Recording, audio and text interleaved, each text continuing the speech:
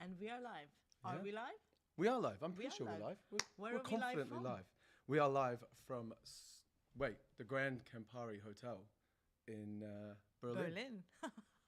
So That the was very, Barshow Show that was is... very smooth, Dean. That yeah, was I'm very terrible. smooth. I'm terrible. Well- The Barshow Show is a show dedicated to bar shows. A show within a Exactly. show. And we're in Berlin. We're not actually at BCB because if we were at BCB, we'd have serious audio issues. So we're in a much more quiet environment in a suite within the Grand Campari Hotel, which is an amazing activation. It's It is. beautiful. It is, it is. And we have an incredible day ahead of us. We have a huge day ahead of us. It's going to be massive. We've already had quite an interesting morning, to be fair. We have, yes, because we had a workshop. We did. And it was a workshop that you were very excited about. I had to contain my excitement as Yes. best as I possibly could. I was like trying not to giggle or make any little noises. But then as they last were- minute you copped out when it was time to cash in. I'm joking. Oh I'm no! Yeah, I had to go get something. Basically, I had to go get. I a had to wire. go and get something. I did. When I was supposed to be port tested, just so that I couldn't. I would have embarrassed myself really badly. In fact, I think it would have probably added a little bit of comedy value to the presentation and demonstrated just how good the guys were. I think they did a really good job, right? It was incredible. So for anyone that doesn't, and this is everyone actually, who doesn't know what we're talking about, we had an in-person workshop this morning with Kevin Armstrong and Daniel Waddy from Satan's Whiskers about round building and bartender basics. So we went through everything that a bartender needs to know about making drinks that comes together, which most drinks does in real life. Yeah, like all the drinks should all come out at the same time. It shouldn't be a case of half the crowd are getting some drinks, and it shouldn't be a case of drinks sitting and dying on the pass. And the guys demonstrated a lot of the kind of fundamentals of getting it right, and just demonstrated that you're going to have to compromise sometimes. And as someone who, for a short time, worked at Milk and Honey and absolutely adored it, I was kind of like really happy to see that this presentation is happening and people are starting to take it on board again, because sometimes it can be difficult when you're watching a young bartender that hasn't been properly trained to build around doing one drink at a time, especially if you're waiting. Exactly. So it was beautiful to watch. And for those people who doesn't know what it means to build around, it means that you are making a series of drinks that all come out together, whether it's a gin and tonic, it's a margarita, it's a martini. The aim is always, as the guys were saying, for the drinks to come out at the same time at the best possible quality that they can. And that varies for each individual drink. And it can depend on the round. I'll never forget the hardest round of drinks I was ever asked for. 4 bartenders came into Milk and Honey. And I was up in the red room at the time, and one of the other bartenders come up and got me because he was like, "You like stupid rounds of drinks, come downstairs." And it was Tom and Jerry, a Blue Blazer, a Ramos Gin Fizz, and the business. For people that don't know the business, it's basically like making a daiquiri as far as the building of the drink. But to make those 3 key drinks was just impossible to get them to all come up at the same time. So I went out to the table and said to them, I can't land these all at the same time, guys, you know, so there's going to be some compromises here. I'll do my best. And I got them out to them, and I felt really proud about myself.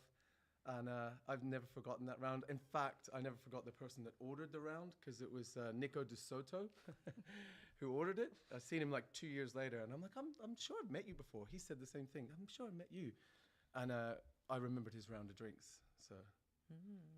And it's pretty accurate to say that this is the most memorable round of drinks that you've ever made? The absolute most memorable round of drinks I've ever made. And that's funny coming from you, because also you are a former champion of... Oh, rematch. Exactly. Yeah, I still think making the drink, that round of drinks at Milk and Honey was considerably harder than rematch. No offense to anyone that lost to me at rematch. But yeah, it was way harder. You also had like Jonathan Cowley like standing there staring at me, and Tim Phillips as well was staring at me. Like they were like, you know, how's he gonna, well, not staring, they were moving up and down the stairs and running around the place, because Milk and Honey, you don't stand still, but still, it was a lot of pressure. I felt good about myself. And did you use a jigger when you were making Yeah. the speed round there? Yeah, but you can't see anything. It's too dark. So it's kind of like you got to use the force. It's Jedi bartending, especially if you're in the basement. I got stuck in the basement most of my time because I talked too much. They didn't like me chatting too much. And now it's your living. Yeah, I love talking. I Exactly. could talk all day long. Well, so what are we doing today? So today we have 4 amazing speakers, and it starts with Dr. Anna. I don't want to. Amazing. Yeah, I don't want to mess up the surname. Well, so I think the most important thing to say to our audience at home is that every hour on the hour we'll have a different talk. So 2, 3, 4, and 5 in Berlin time, which is Yeah, it's CEST or something. It's an hour ahead of the UK, and then which makes it something even further ahead of the US, but behind Singapore. yes, because that's how time zone works. Yeah, time zones. You know which time zone you're in. I don't, because that's the whole point of live streaming. You see this one, right? That's us. This is you, somewhere else in the world. Exactly. Just you can tell we're winging it a little bit here, but it's more fun that way, right? Yes. I mean, why plan when you can go in blind? Yeah. You never know. So Right, where we are will we? start with Anna Yep. at 2 o'clock. Then at 3 o'clock, we will have Kevin joining us talking about social media. Then at 4, we'll have Billy, who is the owner and founder of Noble Heart and Smutzig here in Berlin. Very, very amazing restaurant. And I think a lot of interesting opinions and a lot of interesting points of view for everybody who has been following this kind of local, hyper-local, seasonal, having opinions, having values, and also operating with integrity. And then All the good stuff. we will finish off with none other than Hannah teaching us how to taste, but more specifically, how to taste professionally. Because I Yeah. think that's a skill that many people don't have today. Yeah, and it's something that you have to kind of pay to be trained to do that ordinarily. You're paying quite a bit to get WSET training, which if you haven't done it, it's really good. For me personally, if I'd started out being taught how to taste things professionally, how to actually nose them, how to break it down, it would have helped my career a lot, especially if you do cocktail bartending and start entering in competitions and such things. You really do need that. I'm looking forward to Hannah presenting. She's a wicked presenter. You never know what you're going to get. Really enjoy seeing Hannah present. Yeah. And I think that overall, over the 2 days that we are doing now, the goal is that us as a community, we will learn a lot of the basic skills that are important for bartenders today and tomorrow, but also some of the new elements that are coming into bartending, such as social media, learning how to communicate, how to kind of express yourself, but keeping the integrity of the message as well. Because, for example, with social media, there's a okay, I actually edited my sentence in my head as I was about to say it. But, there are a lot of other people that are not necessarily bartenders, working bartenders, that are very successful on social media. But sometimes the integrity of the message, the integrity of the profession is compromised for likes, for views, and that is long-term going to damage our industry. And honestly, for me personally, with the social media side of things, I found myself a couple of years ago putting content online to keep myself getting likes and keep my content going. And then I found I really didn't enjoy it very much. And it started to have a negative effect on my mind and my mindset in my real world. So I just stopped for a while. But if you're a business, you can't stop really.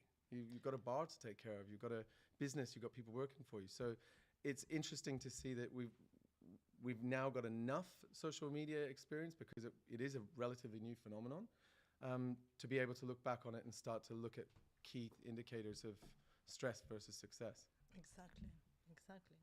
But also more traditional skill sets as well, like such as tasting. Tomorrow we'll also have a very interesting day about, for example, Anastasia will join us. We will talk about this tomorrow, obviously, but the importance of doing proper research and not just taking information as for good value just because it comes from, let's say, Wikipedia or Google. Just because you've seen it on the internet doesn't mean it's right. And sometimes even people that are quoting things from a book got the quote from the book wrong. I've literally had an argument with someone who was like, oh no, this is right. And I'm like, no, I've got the book in front of me. You've got a link from some page that's referencing the book, but they've made the reference wrong. It's interesting to... I'm looking forward to that, actually. I'm going to have some questions. Of course, also, we have some very, very interesting talks from Jeffrey, who is joining us tomorrow. Christian Delpeche, which I think we are so excited about. And many others are as well. And then, of course, we also have Stephanie Hansen, who's local perfume expert from Berlin. So that will be very interesting, learning more about the similarities between scents and cocktails. It's such a broad range of speakers. Like, if you asked me 5 years ago, do you see Christian Delpeche, Anastasia Miller, and Jeffrey Morgenthaler all talking in the same space in the same day, I would have said, no. Like, who's going to do that, right? But yeah, it's happening today in real life. Tomorrow, actually. Oh, tomorrow. Sorry. Tomorrow, in real life. But today, it's, again, Hannah speaking today. Yeah. Like, massive contrast to Kevin Koss. Both great people, but in very different contrasting styles. So we're going to have an interesting day today as well. Exactly. And actually, also, tomorrow, because, the world is hard to plan, we do have, unfortunately, fortunate for some people, some last-minute cancellations on our workshop. So if there is anyone who is currently in Berlin and wants to attend tomorrow's workshop with Dave Arnold and Don Lee about flavor and technique, then please get in touch. You can DM the Campari Academy on Instagram or send a pigeon. Okay, well, I think we are going to... What time is it? The time is 1:48. Oh, 1:48. Yes. So do we want to take... I think that we will take a little break for 5 minutes, let you get some coffee, spritz, sparkling water, whatever you want, have a ciggy, then join us back in 5 minutes for... The Barshow Show. The Barshow Show. Yeah, more of this. Okay. All right. I'm gonna play you a video. Okay. We're not just gonna put you on some kind of cold loop. So. I don't believe that success in hospitality is reliant on the service and the products alone. In a restaurant or a bar, the food, the service, the drinks, the design, they're merely ingredients in the recipe of human connection. Nosotros trabajamos con gente, digamos, objetivo. Tal vez es algo muchísimo más efímero. Quizás es algo que se termina, solo una experiencia que dura 2 horas, pero tiene que ir al corazón. The cocktail is something beautiful, but if you know what is behind that, that's the impact is amazing, I believe that the work we do is really important, and I think that's essential for people to understand. Hospitality leadership is distinct because the leaders prioritize connection.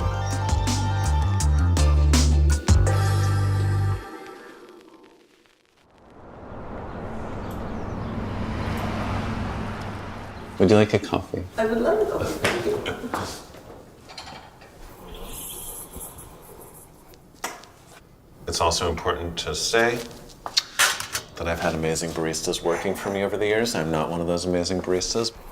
I think there's like this beautiful and unparalleled power that comes with an entire group of like-minded and passionate people deciding together that they are going to accomplish something. I think we're all capable of much more than we think, especially if we have an amazing team to do it with. And a lot of people, they've never had this in their lives, which is also quite surprising. Yes.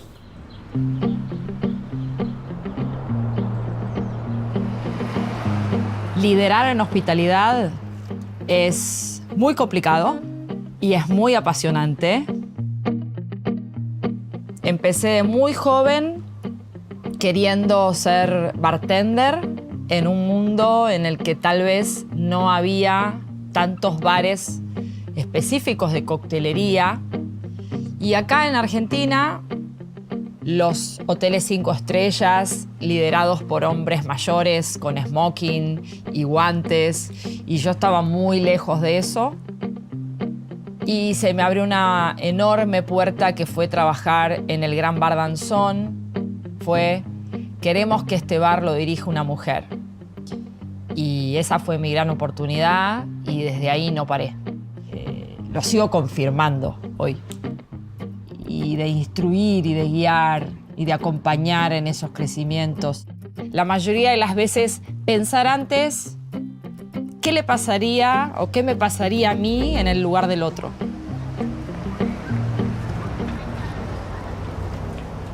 I live between two worlds, the nightlife, cocktail bars, and the life at the farm. Right now, I spend even more time at the farm than at the bar. I mean, we start everything here. So I'm still in charge of taking care with part of the team, taking care of this big family, right? Success in hospitality makes the people grow around you. It's never an individual goal, you know. And when they gave me this award of most sustainable bar in the world, I was like, I don't know how to accept that. And that's why when we went on the stage, I had the flag of Colombia and I printed on the other side a huge picture of the team, because it's not me, it's like us, you know?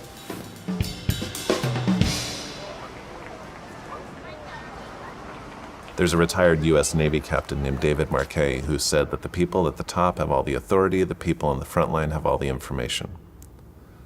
Empowering your team is one of the best first steps you can take to start bridging that divide.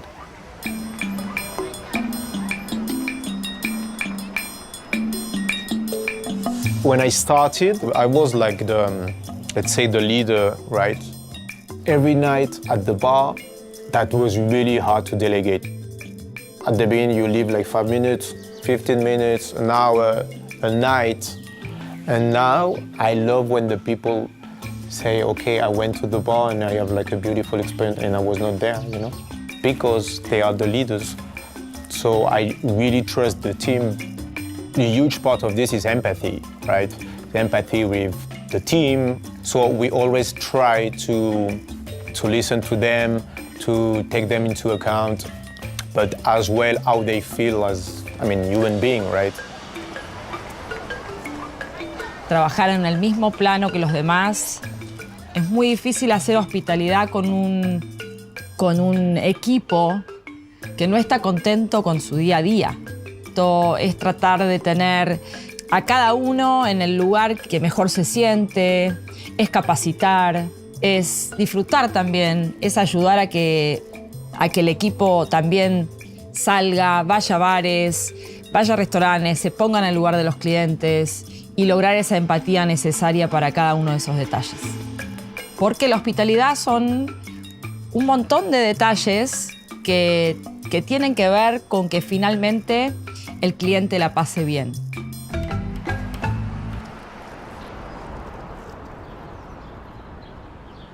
I think rules generally are the enemy of positive culture, even within a team.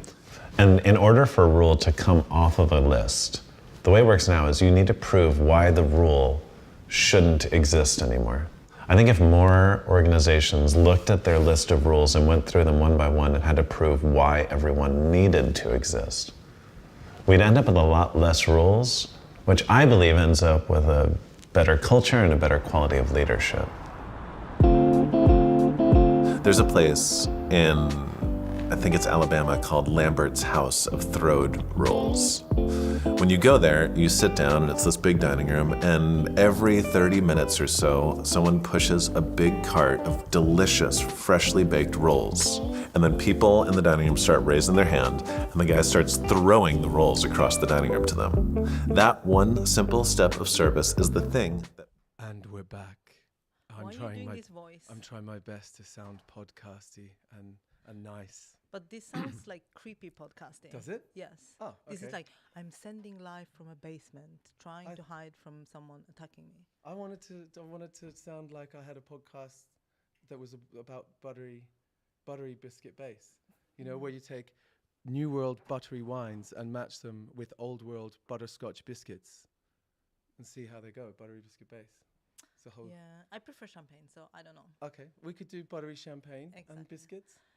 Well, actually, what we are doing today is we are starting our sweet talks, and it's very exciting actually because our first speaker of the day is also our next expert in our next episode of Perspectives, which is the documentary series that we are also producing with the Campari Academy. Unfortunately, this episode is not premiering just yet, but the trailer will go live on the 12th. You heard it here first. Oh. Yes. So, and it's very similar in terms of topic to what we are speaking of today. So a little preview Okay, here. so you're getting kind of like beta access, Exactly. you know, for any gamers out there. Exactly. And gaming is big and it's growing. It's the next frontier. Gaming? Yes. It's been massive for ages. In certain circles. Okay. Yes. Okay. Anyways, Yeah, let's do it. Let's from do it. buttery biscuits From buttery biscuit base to gaming and then back to Campari and Academy. back to Campari Academy. Yeah, there's Exactly. loads of fun. This is what we're just randomly chatting about, keeping ourselves busy and entertained.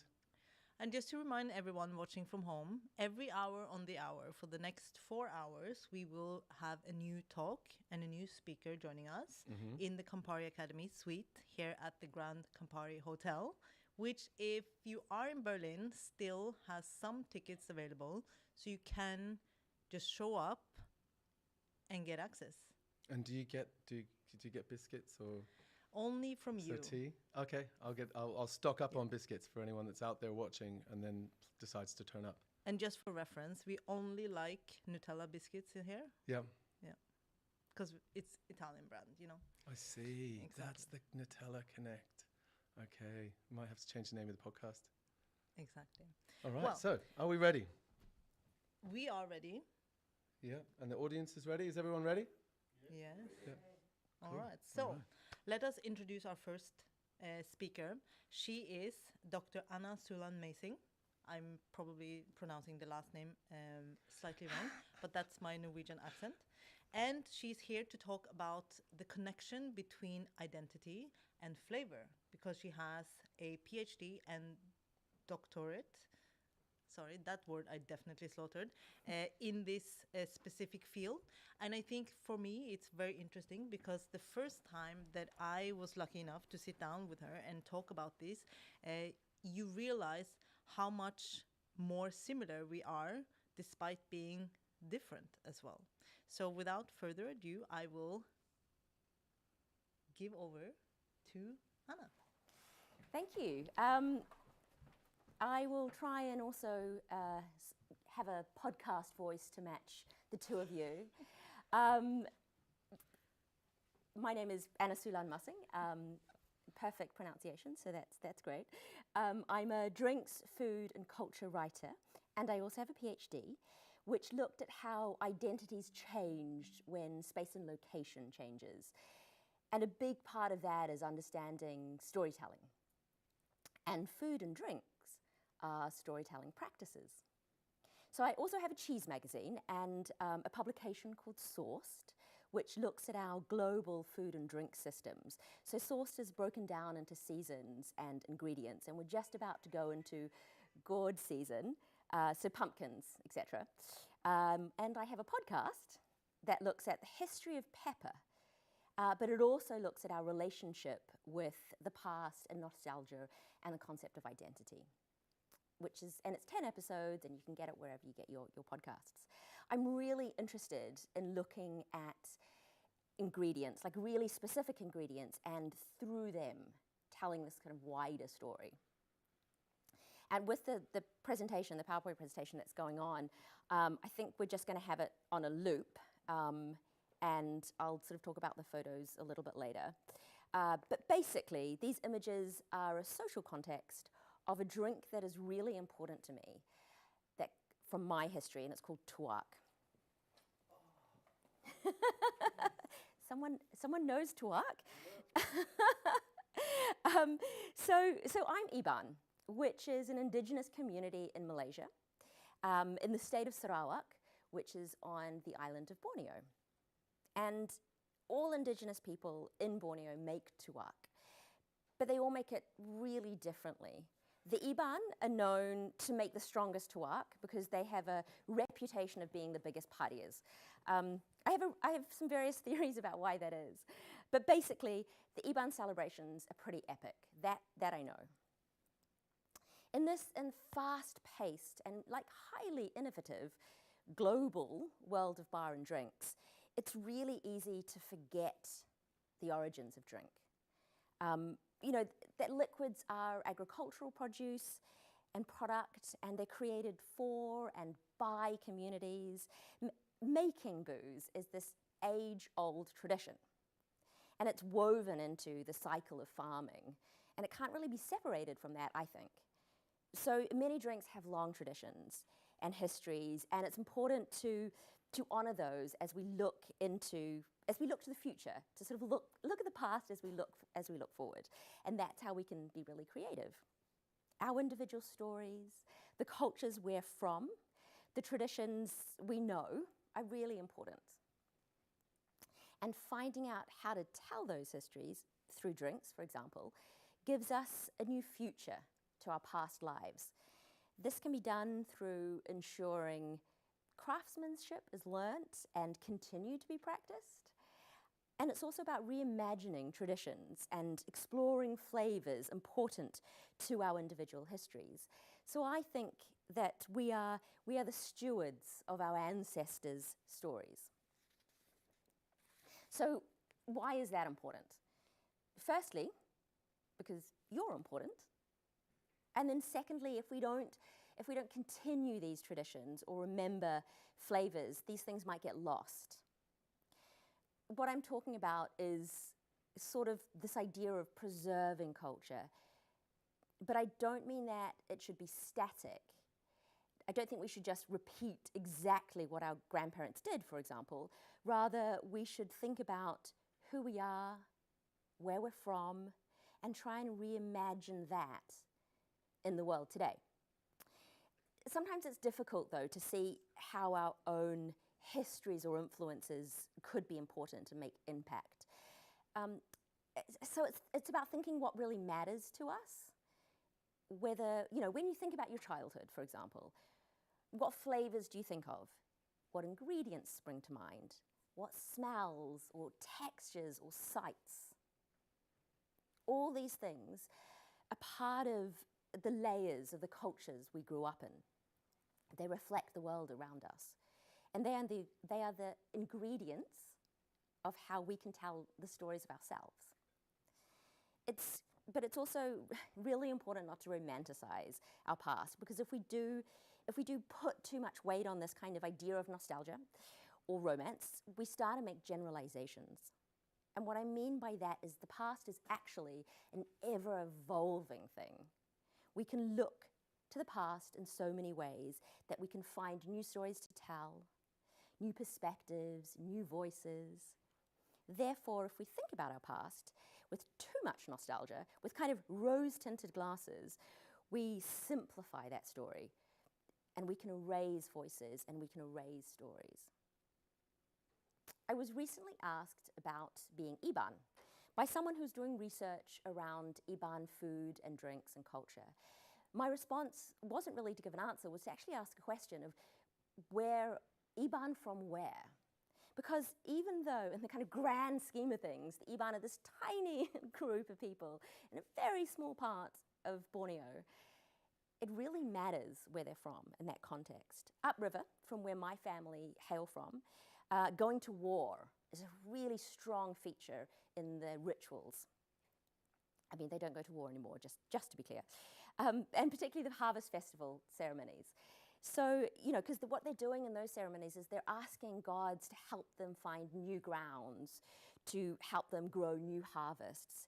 Whereas towards the sea, the Iban there were in closer proximity to the colonial powers and worked closer with the infrastructure and stopped, you know, going to war as such earlier. Therefore, their rituals are a lot more about respecting ancestors, looking and thinking about the past. This means that when things like drinking or eating as part of these ceremonies and rituals, there's just a different emphasis. There's a way of kind of incorporating those things into the stories, and that just a bit differently. It's like super subtle, but the intention is different.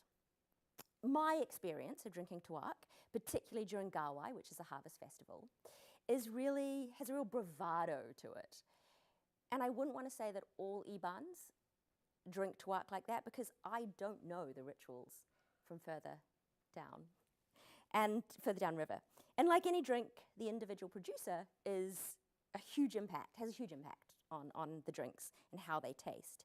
There's an array of tuak styles and flavors and ways to drink it. So it's this individuality that allows you to think about a drink and its origins without simplifying, without erasing, without romanticizing. And so doing this and thinking about heritage like this, it isn't just about preserving, but rather it's about continuing a culture. I guess it's like continuing a story, right? So when creating drinks or playing around with flavor or food, understanding your relationship to these elements is super key. So just let me tell you about some of these images that we've been seeing on repeat. I think we've got now a picture of my late father's house and the barbecue. And on this table, I can't remember what it is, on the table is like a really expensive bottle of whiskey, I think some soju in there, some beer, and of course tuak. And everyone's just drinking whatever they want, and everyone's talking, and it's super fun. And then we have a picture of an offering to the gods, which was created and like left in the house for housewarming. And in the little red container at the top or the middle is chicken blood and tuak. And then on the other side of that was when I went to my father's grave, and I took a bottle of tuak, which was kept in a glass wine bottle, because glass changes the profile of tuak. We just sat on the side of my dad's grave, having a wee chat, drinking from plastic glasses. And then there's at a Gawai festival where I'm being forced to drink tuak by an auntie after like a blessing has been made. You can see the big glasses of tuak that we got given. And then there's just photos of just drinking tuak whilst eating wild boar. And then there's a picture of a river after a massive rainstorm. Now this river is important because this is how I know how to get home, is you got the Rajang River, you turn right down the Balai River, then you turn left, oh maybe I made this wrong, no hang on a second, you go, sorry, let me just close my eyes and picture it. Up the Rajang River, left down the Balai River, right down a river which I've slightly forgotten, and then you go left again Majau. And Majau is the river that my longhouse is on. And the Majau, Nanga Majau, so mouth of the Majau River, is the name of our family farms, because it's right on that crossing. So that's, like, liquid is never just liquid. I truly think that drinks, whether that is wine or spirit or cocktails, it's about community and the people. People created the liquid. At every point in the creation, people made decisions and influenced the way that drink would turn out. I believe that people are a huge part of terroir, although that is maybe a different discussion for a different day. But thinking about that, thinking about the focus on people, who crafted what you were drinking, is thinking about the heritage and really acknowledging how those people have been involved in your drink can really strengthen a connection and the way you approach flavor. Who has grown the grains, the rice, the grapes, the sugarcane? Who has brewed or distilled it? In my podcast on pepper, I talk a lot about how colonialism, which we are still very much part of the system that was created during that time, the brown and black hands are hidden and forgotten in most agricultural stories. So asking ourselves the question of who was involved in the drinks beyond the glass allows us to really appreciate the full breadth of its heritages and, heritage multiple that have gone into these drinks. And it helps us, think about what we then want to highlight on our taste buds.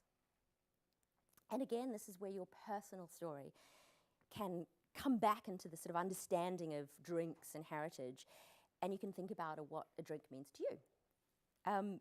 When I drink Tuak in London, I'm not thinking about going to war or even harvest. I'm thinking about the landscape I grew up in and remembering that it was drunk at a time of family and celebration and laughter. It is that heavy heat of the tropics on your skin, even as the sun sets. It's the smoke from the barbecue that's wafting across the veranda, and you can smell the fat from the wild boar just melting in the flames.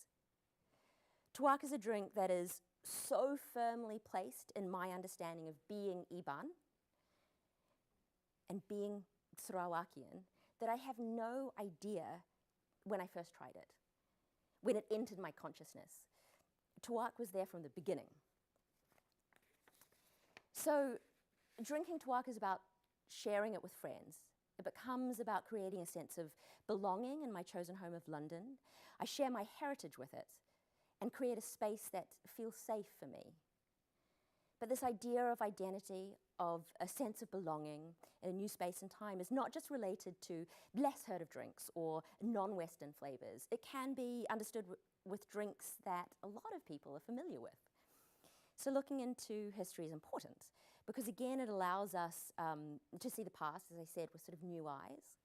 If we think about herbal liqueurs of Europe, we also see personal histories and Amaros, for example, since we are thinking about Italy in general.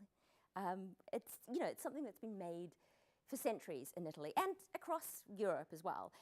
And they're not just defined by their base fodder, so not by just grape or sugar beet distilled, for example, but are also the huge botanicals are part of making those drinks that add complexity.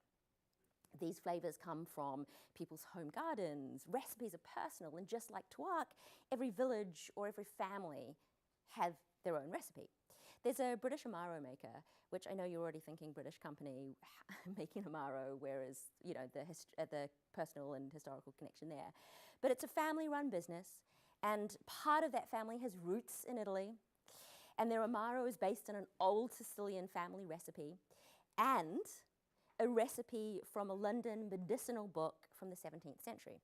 But what I love about this story is that it takes into account the idea of space and time when thinking about history. This is a London brand, so London features heavily. Into the recipe, they incorporate spices that are easily found in South London, where many Turkish groceries operate. So ginger, lemongrass, cardamom, and this also, that sits alongside British flavors of rosemary and hops, and the vermouth is made from English Pinot Noir grapes. So this complex drink, in this complex drink, you have the past, and you have history in the making of the kind of the now, the very London that is happening, and all these things get reflected. And thinking about what I said earlier, these connections are about the people, right? They're about the trade of people that have migrated to London, or the trade of people and what they bring to London, and what trade brings to London, rather. And so, we don't always I want to also say that we don't always have to tell these stories. We don't have to make them vocal for everyone to know every single detail. But that conscious decision that happens when you're making drinks or food or anything that kind of relates to culture, those really constant, those deliberate personal connections is what makes a drink authentic. Now, authenticity is a very complicated word, and again, like, that can take a whole nother hour for us to discuss what it means to different people. But key is, for example, what is authentic to me and drinking tuak might not be authentic to another Iban who doesn't have the same relationship with drinking tuak in family celebrations, right? So it's just understanding your own nuances. Anyway, I've been talking about tuak a lot. And I don't make tuak. It's a really specific skill set. And the best tuaks I have had have definitely been made by aunties, I have to say. And you have to make it when you're feeling in a good mood, and it's like super wonderful when you find out about it. But it isn't just a drink that I bring back home and share with friends, right? It's a drink that is also about flavor for me. It is that fermented rice taste that I crave and I find in other things, such as lingering in certain sakes, or catching the scent of it when I'm cooking short grain rice. And most surprisingly, when I drink sherry. It reminds me of tuak. There's the texture, the richness, the kind of a very particular sweetness in sherry that is resonant to tuak. So when I have sherry, or even a cocktail with sherry in it, it reminds me of home.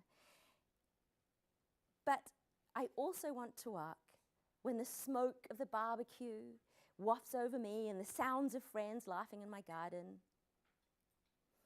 And so this is how heritage works, how home, how identity plays a part or plays into me living in London. And so my questions, I have a few questions for everyone. And it's just, what does heritage mean to you? What is your relationship to the past? And what are your flavors? Yeah, thanks.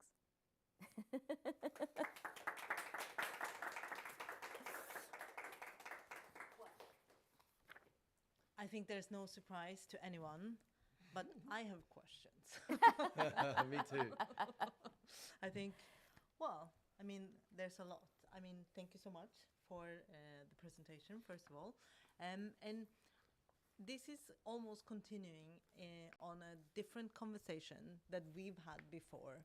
For example, so you say that being authentic, it can mean different things for different people. So if being authentic is hard to pin down, what is more important, authenticity or respectfulness? Because I think that you can, you know, as long as you are respectful of someone's heritage, someone's culture, you are allowed to explore, I think. Definitely. And I think that's the thing about authenticity. Like, authenticity has to be, I believe, a personal connection, so that we can't just go, oh, I'm doing this authentically, even if you don't have a relationship with that you know, ingredient or whatever. Whereas you can, you know, play around and you can have fun with ingredients that aren't related to you if you are respectful, and if you know, think about it, research it, and create your own new connections. And it's creating those storytelling points, I guess, that make something respectful. And I think respect is always the way to sort of go forward into it. And authenticity is, I think, about yourself. And I think it's also another thing that you touched upon is the kind of storytelling part, because what has changed a lot over the last few decades is that more people are allowed to share and tell their own narrative and tell their own story versus a third party coming in and trying to do it for you. And I think, how important is that in your opinion? Hugely important. I mean, you know, social media, for all its faults or whatever, has allowed this platform, right, of people being able to be telling their own stories, and that's super exciting. And also, we learn so much more, right, when people tell their own stories and give their own perspectives. And I think hearing the array, and then also it makes it like really different, because then you can have people disagreeing with each other. You know, like I would love to have an argument. I'm sure I would have an argument about what the best tuak is, or who makes, you know, or what tuak means. You know, like it would be, that's cool. Having those disagreements, but even within communities, I think is super important. I agree. And I think also what you say about how your identity changes when you change place, because, for example, I mean, less distance, but when I moved from Norway to England, it was a huge shock to me because our national spirit in Norway is akavit. I was used to having around 250, 300 different brands to play around with, and all of a sudden I had two on a good day. And I was It's a like, different world. what is going on? And you just understand how much things mean to you when they're taken away. Yeah, for sure, for sure. And you don't, not having the access to it, not being able to just go out and, you know, and I think that's what I was sort of talking about when, like, drinking sherry has become like the tuak for me, you know, like, because that sort of has that resonance. So if I want to be in that mood, weirdly, sherry does that for me. Yeah. Which is really weird. I really like tuak. Do you? Yeah, I went to Borneo and judged a tuak competition. It was amazing. I've got loads of it at home. Oh, So, I love it. Well, yeah, I come back with like, I won't name the brands, but lots of liquor brands filled with just tuak, and I have to sort of explain that no, it's not, you know, tequila, it's just tuak in there, and it's like, oh, it's so good, but it's so different, right? If you did it, it's amazing. yeah. And I tried, like, does your family only do the rice, or do they do fruit as well? No, we only do the rice, and from my understanding, again, this is a generalization, which we shouldn't do, is the Iban generally tend to stick to just the rice, whereas a lot of the other indigenous communities, like, will do ginger, I think is quite popular, and yeah, a lot of different stuff. It's cool. Yeah. Yeah, I seen I was in the middle of an argument between people saying, like, you should stick to the Yes. traditional, Oh, yeah. like, rice only, Yeah. and some people doing fruit stuff. I love some of the fruit stuff. Yeah. I even had a vanilla one. Nice. Yeah, it was, and it was a specific type of vanilla that doesn't grow outside of Borneo. Yeah, so it yeah, was pretty and amazing. that's cool. And there's like stuff that's happening at the moment. Again, this idea of continuing, you know, culture and evolution of tradition. There's a group that are making traditional tuak of the kind of Iban variety, but they're working with a local Chinese community because the Chinese have been in Borneo for like centuries, and of looking at kind of Chinese ingredients and flavors, because they're like, well, you're part of our community too. We all grew up in this small village together, so let's kind of combine this and create a new kind of story of what it is to be tuak and Sarawakian, and yeah, it's cool. It's very interesting because I recently reread one of my favorite books, and it's called A Linguist Reads the Menu. So it's about, this, you will love this book, by the way. I'm not doing promotion, but so it's Jan Juravsky. He writes about the history of food and ingredients and how it's traveled only by looking at the language and how it's used. So, for example, he talks about the history of ketchup, how it went from what it is today and how it started as a fermented fish sauce in China. And so he also talks about the history of distilling and how this area where you are from originally was the kind of most innovative, that's where everything was happening for a certain, it was the trade center of the world for a certain time in history, and how all of these spirits grew out of this, and it was a collaboration between many cultures. And I think over the history or over the time, whatever, that's always been the kind of time and space where things happen, is when people come together and bring their experience, their heritage, their flavors. And tuak's really old, isn't it? It's like Yeah. I mean, it's in some ways it's kind of like, you know, there's a lot of rice alcohols, and you know, because it's part of farming, right? Like so much comes out of the surplus of farming. So it's like, oh, we've got lots of rice left over. Let's like ferment it, see what happens, you know. So yeah, but also I did not know that about the distilling and stuff. I have to read the book, but I do know that like Borneo and that whole area is huge, like ancient trade routes. So that makes total sense. I mean, there's places in China that are named after rivers in Borneo because of this, you know, pre-European colonial trade route, which is super intense. Yeah. Which makes sense. Yeah. And visually as well, the clay pots that are used Yeah. to make tuak, they look just like, miniature versions of the ones made for shochu. But also, if you go across to pisco, they look so similar. So it could have...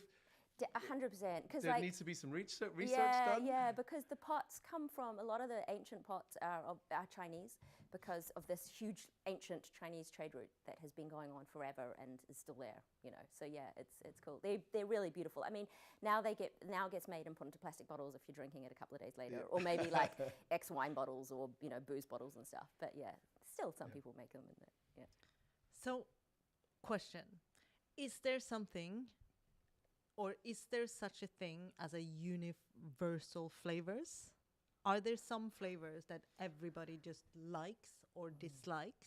Because there's multiple camps on this one, obviously. Because some people say that, for example, vanilla is a universally liked flavor because it is one of the first flavors that you are exposed to through mother's milk. I don't know, but Oh, I that's don't know. the theory. I love this question. I mean, I'm so anti universal, right? Like, I'm so anti it. But of course, and you know, I think that I don't know. We react to certain flavors because of our. We know that they could be off. The food could be off and could make us sick, right? So those are things. But then when there are obviously fermented flavors that if we grow up with, we know that that is not off. That's just a particular fermentation. And there are also flavor is, you know, taste, it's smell, and it's also physical reaction. So pepper and chili is an actual physical reaction. It hurts, right? So that's that would be interesting to think about because, like, you know, we eat a lot of things, or lots of cultures eat a lot of things that physically hurt us. And imagine eating chili peppers for the first time and being like, ow, but delicious. I don't know, that's kind of weird. And you crave the pain. Yeah, exactly. The first people that started eating chilies really took that risk, didn't they? Yeah. So they were like, we'll keep at it, and eventually our eyes will stop watering, and we'll fall in love with this. They must have been real hungry at the beginning. Slightly, you know, masochistic or something, I don't know. Very cool. So, and obviously because this is, again, something else that we've talked about before, and you mentioned it before also, the nuances. Because a lot of the time now we start to generalize things a lot. And the risk or the danger with generalizing is that you lose identity or you lose these kind of small personal touches. Like, for example, using a drink as a example, a martini. There's many different types of martinis. You have gin martini, vodka martini, you have the fruit martinis of the late 90s, but you also have like a perfect martini, a wet martini, a Gibson, you know, all of these ones. Yeah. So if you generalize, a martini is a martini, you lose so much. You lose the nuances. Exactly. Yeah. And it's not as much fun as well. If you start going into the tiny details, you can have a little bit more fun with things. You can switch things out. I mean, bring back lychee martinis, like. Yeah. I think we should. I didn't want to say it. I love a martini. I love martini, and I love a, you know, dry twist, gin dry twist. But like also like lychee martinis, they're so fun. But like the history of martini is so varied, right? And no one really knows where it's from. So if we start like, as you say, generalizing, then we start forgetting where it came from, who made this sort of different, you know, who came up with the lychee martini to begin with. I don't know. You probably know this, martini. I was going to say watermelon martini. But Like watermelon martini is one of my favorite. And if you put a little bit of cayenne pepper in there and you get that little bit of heat, it's so good. Where does it come from? So good. Watermelon. I have no idea. Really? The avocado? That's a British joke. For anyone who doesn't know, Ocado is a delivery service that delivers fruit to your door. Anyway. Anyways. I thought it was interesting. Quite and funny. fancy fruit often, right? Avocado is quite fancy, you know, delivery. They have service. good. They have some good options. Yeah. Well, on that notice, Yeah, chocolate martinis. porn star martinis. porn style martinis. They're getting or popular. Connaught martinis, which you Oh, can get yeah. on the second floor of the Grand Campari I Hotel. did have a couple of those last night. Exactly. They were amazing. That's why you were late this morning. I'm joking. Yeah, I'm joking. I'm joking. Okay. I think unless we have some questions in the audience, we will let Anna go and have a martini Yeah. while we continue working. We will. Does anyone have any questions? We do, for the people at home, we do have an audience here. They're very, very quiet. Yes, they are very They're well behaved. very well behaved audience. Anyone? Okay, then I will finish with one last question. Okay. What is your, when you feel not down, but when you feel like I need to remember, I need to have that feeling, what is your go-to dish, drink, snack, flavor, whatever, when you feel homesick? Not homesick, but you need that connection. It's rice. Rice, soft-boiled egg, and a bit of soy sauce. Yeah, super simple. I mean, I could eat that 3 times a day and not be bored. It's got just the right amount of nutrition as well. True. Egg's pretty good. Got protein in there. Protein, some... Creamy stuff in the yellow bit. Exactly. Just a technical term, creamy stuff. Yes. All right. Well, with that, thank you so much. Thank you. Thank you very much. And for us? All right. I think what we'll do is we'll go to a little break. What's your go-to? What's my go-to if I want to feel like home? Yes. Stew. What kind of stew? Irish stew? Well, okay. Traditional Irish stew is a bit light. I like a heavier beef Guinness stew. Yeah, stew and brews. Stews and brews. That's my favorite. Mostly it's down to I put potato in it. It's kind of down to the potato. My granny used to make me not Irish stew, like it was like a beef stew. So when you make Irish stew in Ireland, is it still Irish stew or is it just a stew? They call it Irish stew. It's still called Irish stew because Irish stew is a particular recipe. Do you know? No. No?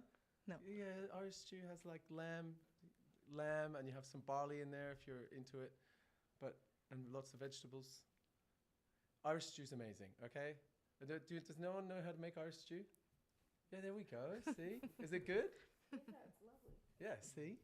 Yeah, but it's a bit lighter. I like this kind of reduced down, stodgy, beefy bit of Guinness in there. And butter. Biscuits? Yeah. Buttery biscuit base. Exactly. No biscuits. I don't put biscuits with my stew. Right. I sometimes put it on garlic mash as well, if you've ever had that. I'm allergic to garlic, so no. Oh, you're missing out. Yes, You're I know. also onions. You're missing out on so many things.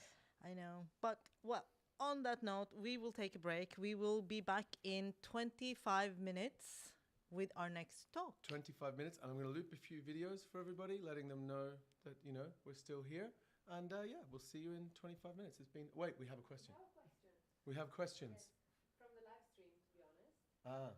Yes, it's from Henry Lopez, a guy from Colombia, asking, I don't know if it exists, but how could it be a Negroni without alcohol or little alcohol?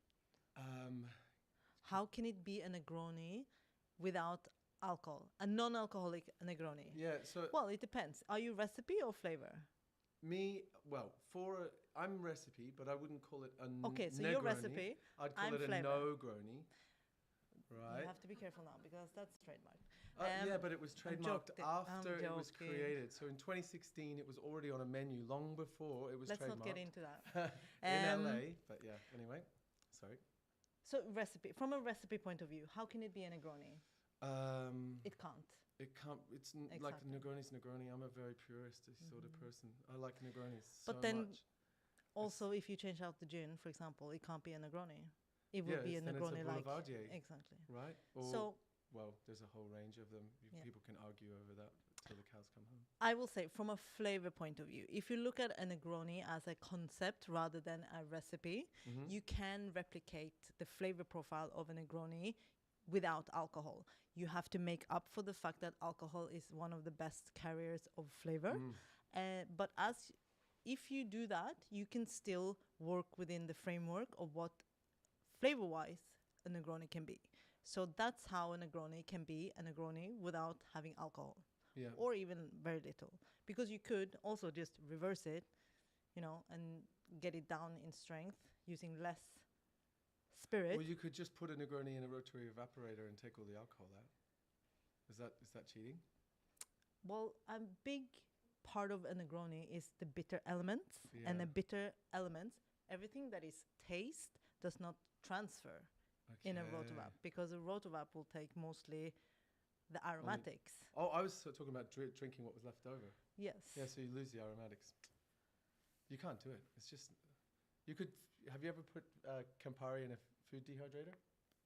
You're just left with sugar that tastes like Campari. That's also No how a Negroni can be a Negroni without alcohol. You could then use that as a base and build it back up to get the flavor back. I think it's one of the questions that people will debate until the end of time. But from my point of view, yes. From Dean's point of view, no. And let's agree to disagree. Yeah, totally. Oh, we can happily. I drink classics. You might have noticed my shirt, and just stick at them. If I asked for a Negroni and I got it with no booze, I'd be upset. Just because the mouthfeel's not going to be the same. Mostly. Yes. But if there's ever anyone that would make a Negroni without alcohol, Gabby, it would be you.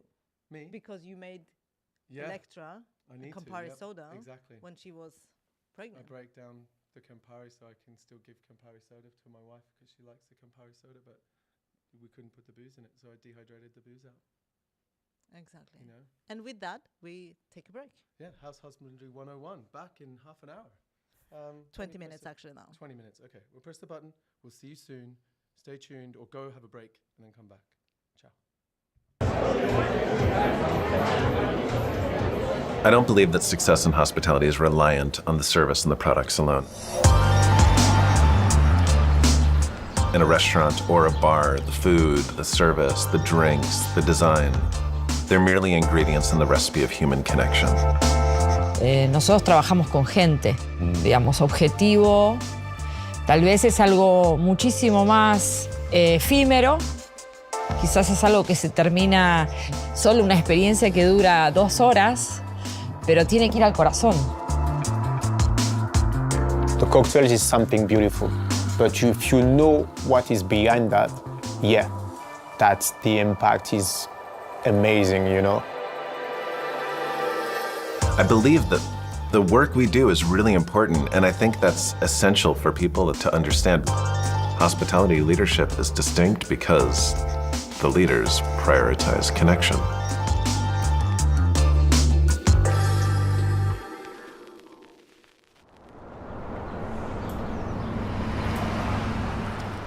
Would you like a coffee? I would love a coffee. Thank you.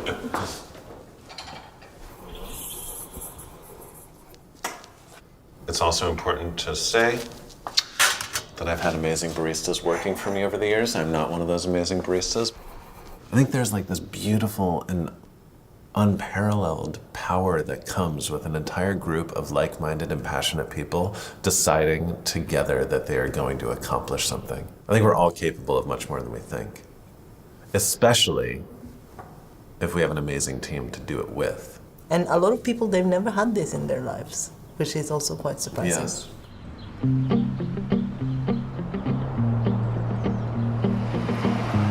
Liderar en hospitalidad es muy complicado y es muy apasionante.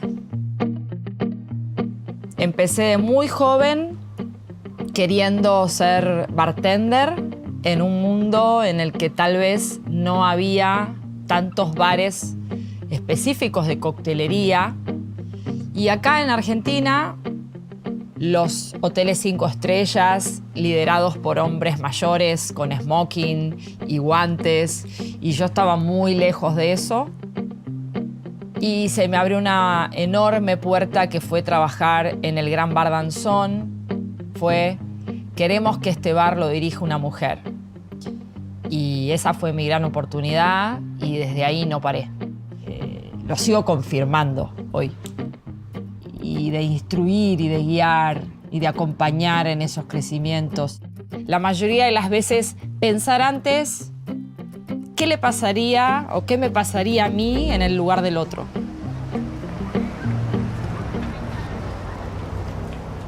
I live between two worlds, the nightlife, cocktail bars, and the life at the farm. Right now, I spend even more time at the farm than at the bar. I mean, we start everything here. So I'm still in charge of taking care with part of the team, taking care of this big family, right? Success in hospitality makes the people grow around you. It's never an individual goal, you know. And when they gave me this award of most sustainable bar in the world, I was like, I don't know how to accept that. And that's why when we went on the stage, I had the flag of Colombia and I printed on the other side a huge picture of the team, because it's not me, it's like us, you know?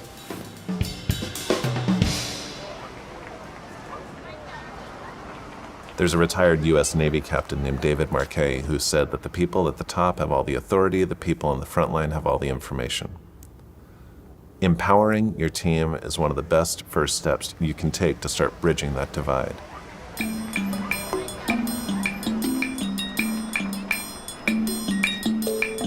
When I started, I was like let's say the leader, right?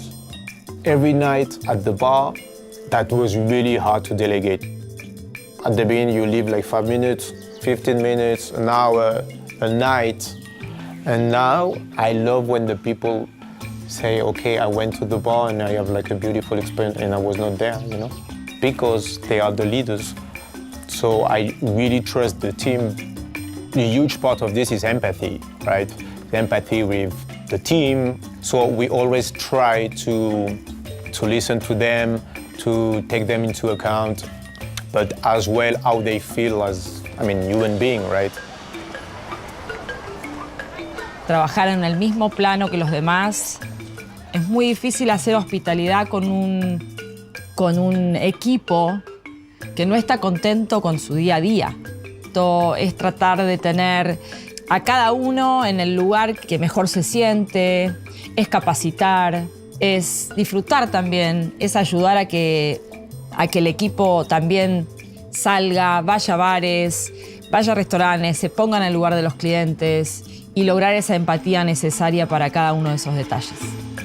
Porque la hospitalidad son un montón de detalles que tienen que ver con que finalmente el cliente la pase bien.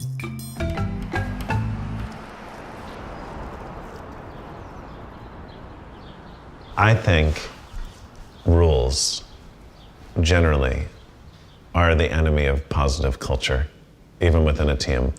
And in order for a rule to come off of a list, the way it works now is you need to prove why the rule shouldn't exist anymore. I think if more organizations looked at their list of rules and went through them one by one and had to prove why everyone needed to exist, we'd end up with a lot less rules, which I believe ends up with a better culture and a better quality of leadership. There's a place in, I think it's Alabama, called Lambert's House of Throwed Rolls. When you go there, you sit down and it's this big dining room, and every 30 minutes or so, someone pushes a big cart of delicious, freshly baked rolls. And then people in the dining room start raising their hand, and the guy starts throwing the rolls across the dining room to them. That one simple step of service is the thing that put that place on the map. How many cultures do you think wouldn't kill that idea right away for being utterly ridiculous? But they had created a culture where that idea was indulged, to the point where, as ridiculous as it might have seemed in the beginning, it became the thing that defined the restaurant. I think far too many places kill bad ideas too early, because sometimes the worst idea is just a simple shift away from being the best idea. How can we do it together? If you want to improve, if you want to say something to change the way we are working, please tell us, It's communication. The success of this way of working is just like we talk on the same level, right? And we are human beings having like a relationship. Is not only work, is to be sensitive enough to see them as a part of the family and not only, please do that, just do that, no.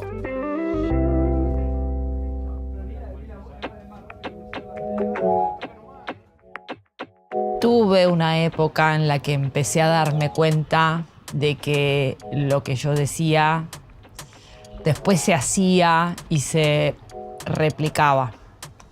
Tuve una escuela de coctelería a la que muchos de los bartenders que hoy tienen bares muy exitosos fueron, y la forma en la que yo trabajaba y la forma en la que yo hablaba y la forma en la que yo explicaba, bueno, después se veían los bares. Cuando yo iba a tomar algo con mis amigas, y eso fue como un poco impactante, sí. Working every day, I couldn't see like how fast we were growing, and every Christmas I closed the bar to have like a huge meal with the team. But at the beginning we were like very few. But after 2 years, I would say, we were inviting the families as well. So when I saw all these people, I felt like I have like a huge responsibility. I mean, now it's serious. It's remarkable how many people are craving leadership. If you believe that you have something to give to the world, you can't sit around and wait for someone to come up to you and say, hey, you're a leader now. One day, you just need to decide to start leading. And I think you'll be surprised by how many people will be ready and willing to follow.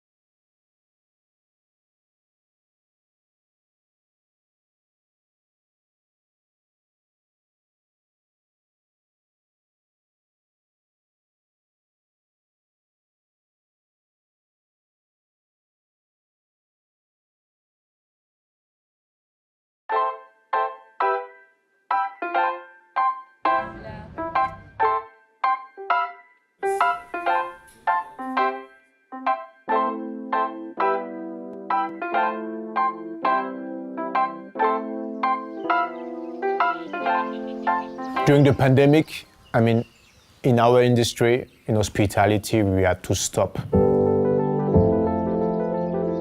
So after 1 month, you can imagine no income, salaries, rents and stuff.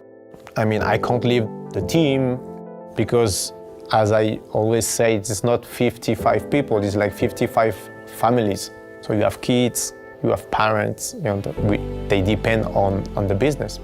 So after 1 month, I said, no, I can't do it anymore. I have to find another solution. It was about how to survive at this point, right? It was about having food, but having good food, you know? So I said to the team, please, in 10 minutes, everybody, I want to see everybody on Zoom. Then we started the call, and I said, okay, I have 2 news. One very bad news, I mean, in 1 month, I won't be able to pay you anymore. I say, I have a plan B. Plan B is whoever wants to go with me to the farm, we will start the farm from zero. We came here and we were cooking together, we were doing everything together. And I mean, the relationship changed at this point. I would say like the most beautiful experience of our life is living together and building this together. We started growing, planting, and we planted like fruits, we planted herbs, coffee, like lots of things, and we process the products here at the farm and we send it to the bar. I mean, we start everything here. So what's driving me now? I mean, just I've been living here in Colombia for 10 years, and Colombia gave me so much, so I always try to give it back to the country and to the people. I mean, we grew up together. There's no point for me to be an entrepreneur if you don't take care of your people. Vivo en un país que vive en crisis. Y los argentinos estamos como un poco acostumbrados a calmarnos, a entender que toda crisis pasa. Nosotros abrimos en pandemia, era una crisis mundial, y no sabíamos para dónde iba a ir nada. Nosotros abrimos y yo dije, todos los planes son semanales. Todo lo que nosotros decimos ahora que vamos a hacer dura 7 días. Después vemos. ¿Funcionó? ¿No funcionó? ¿Cambió? Ok, hacemos otro plan. Como líder, el gran riesgo es a decepcionar, es a que salga mal. Sin lugar a dudas, me ha pasado de que haya negocios que salen mal. Pasa. Creo que en los fracasos siempre se aprende algo.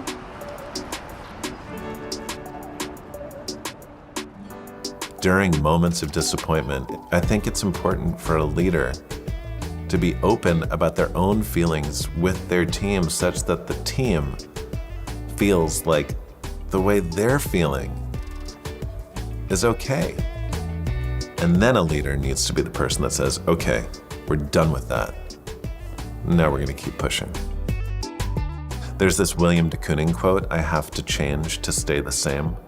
I think the best way to prepare yourself as a business owner for times of change is to become comfortable with the concept of change and to recognize the fact that just because you need to change how you're approaching something, it doesn't mean that the way you were doing it before wasn't right. It's just that you're nimble enough to recognize that as times evolve, so must you.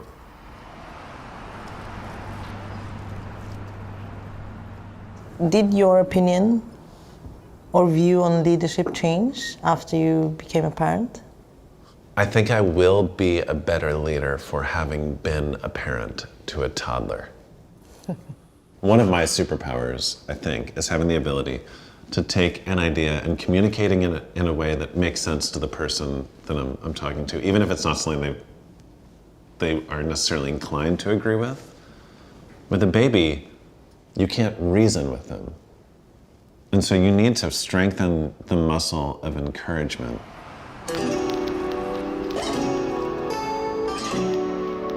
Abrí mi primer bar porque ya había sido mamá. Una de las grandes preguntas que yo me hice en mi carrera se cumplió, que era ¿cómo voy a ser cuando sea madre? Y finalmente yo decidí que quería estar presente en los primeros años. Primero, tener hijos. Después, un bar. Creo que después de ser mamá me cambió la manera de pensar, de liderar, de trabajar en conjunto con el equipo. Creo que también creció mucho la paciencia con los progresos en el trabajo. El lugar de la mujer cambió mucho en los últimos años en esta industria, sin lugar a dudas.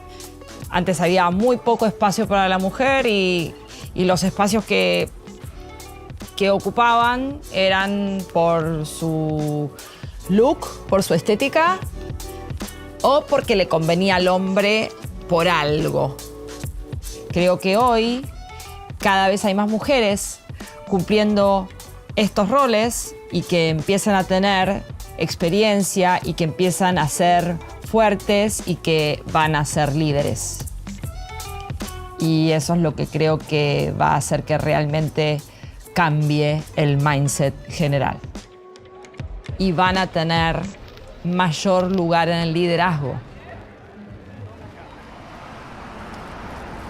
When you look at those that are getting their pictures on the covers of magazines or getting the big interviews, they're not those that are great at pursuing leadership. They're those that are great at pursuing products. We're almost celebrating solo artists. We're not celebrating the people that actually galvanize an entire team to do their best work. By only celebrating an individual, we're not actually creating the conditions where people come together as a team. Being a great leader is all about embracing all that comes with a team working together in pursuit of something extraordinary.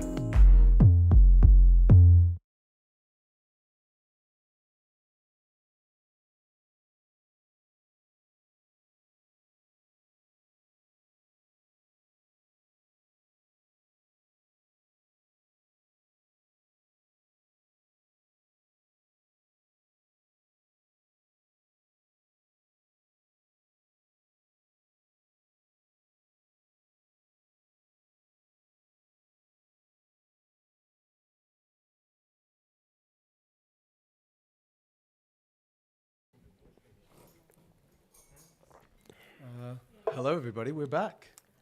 We are back. We are back. From? Well, from the darkness. There was a video playing, but I mean, we were getting prepped. We were prepping people. Yes. I actually meant from Berlin, but. Oh right, yeah, okay. From back from the Grand Campari Hotel, Dean and Monica on the Barshow Show. Was that more professional? I'm trying. I'm putting in all my effort I can. That was possibly. 1,000% energy. Okay. Exactly. Well, that was maybe 35% energy. You don't. From you, yes. Yeah. Yeah, this has been fun. This is very entertaining. The last speaker was amazing, and we talked about, if you missed it, tuak, which you should go and Google because it is very interesting. I wouldn't call it a spirit. It's kind of like fruity or ricey sherry, delicious. But I'm very excited to be educated by our next speaker because it will literally help me in my business in my everyday. Exactly. And I think that we started out today talking about ourselves or our identity, our heritage, where we come from. And we also touched upon what we are going to discuss now, which is essentially the storytelling and sharing our own narratives. Because one thing is to be able to have other people share our story, but to have the power of sharing it ourselves. In a very good quality as well. I think. Sharing the story properly. Yes, and I think that, there's a huge debate amongst bartenders today about the integrity of the content as well, because yes, you can be very successful online sharing drinks content, but having the understanding, because you have a bartender background, it makes you understand the information slightly different, perhaps? Yeah, and doing the research as well, like keeping everything relevant, because you might have learned something 10 years ago, and times change quite quickly. Exactly. Yeah, so research, as we'll see more and more of over the next couple of days, is super important. And our next speaker has done loads of research. I'm excited. Exactly. So do you want to introduce him? Yeah, can I? I don't know enough about him. I think you should introduce him. That's not a very nice thing to say. No, I want to like properly introduce you. You've got to do something, got to do it right? Well, yes. So our next speaker, I think in certain circles needs no introduction, but we are going to do it anyway. We have Kevin Koss with us, who is one of the biggest, perhaps, personalities online on social media, YouTube specifically, but also Instagram, Facebook, various other platforms, talking and representing bartending as a profession and bartenders with content that are both factually correct but also entertaining, because I think one thing is to be able to tell facts and information, but another skill is to be able to tell it so that people want to listen, because that's not always the case. So and people want to look. It looks good as well. Exactly. It's the whole deal. So without further ado, please hand over to Kevin Koss. Thank you. Thank you so much. Thank you. Okay, we're there. We are there. 1 second. Sorry, technical glitch. No worries. Thank you for coming. So yeah, I'm Kevin Koss. I'm the host of the Cocktail Time with Kevin Koss YouTube channel. And this is a channel about cocktails and having good times, right? So, and beside that, it's a channel about modern techniques in bartending world. It's about tips and tricks that helps bartenders save some time and their bosses save some money. It's about cocktail classic history and lately some zero alcohol drinks. But was this channel all about that from the beginning? So in this session, we're going to go through the history of the channel, where it sits now, how it is evolved, and the reason why you're all here, to see the secret ingredient for social media success. But before that, let's meet the team. On the left side, there is Robbie Fisher. He is an extraordinary, he's outstanding in his job because he visualizes his things even before it's shot with the camera. He's a script writer. He's our director. He does the photography. He is a Photoshop expert, and he's also my best man. So give him a round of applause for making such great scripts. He's right here. He's right here with us. On the right side, there's Sasha Weber. He's the guy who spends the most time in front of the computer. He is our videographer and animation artist. He's also a big wildlife enthusiast and wildlife photography enthusiast. And in the middle, there's me, a bartender working in hospitality for 17 years, a retired bartender in a cocktail bar called Niagara Cocktail Bar. Yeah, and that's the team. And we all met playing American football together. So we all three of us played in a national for Slovenia and also for a Maribor American football team. We played it for a couple of years, and that's a fact that almost no one knows. This American football, this sport is about a lot of tactics, a lot of different positions, which resonates also on our channel because we do different positions on our channel as well. And when we stopped playing it, we somehow held connections, and yeah, here we are. So Robbie was my regular at Unknown Taste many evenings in Niagara Cocktail Bar. So this is this was an evening with 3-course cocktail menu in a line of a restaurant dish.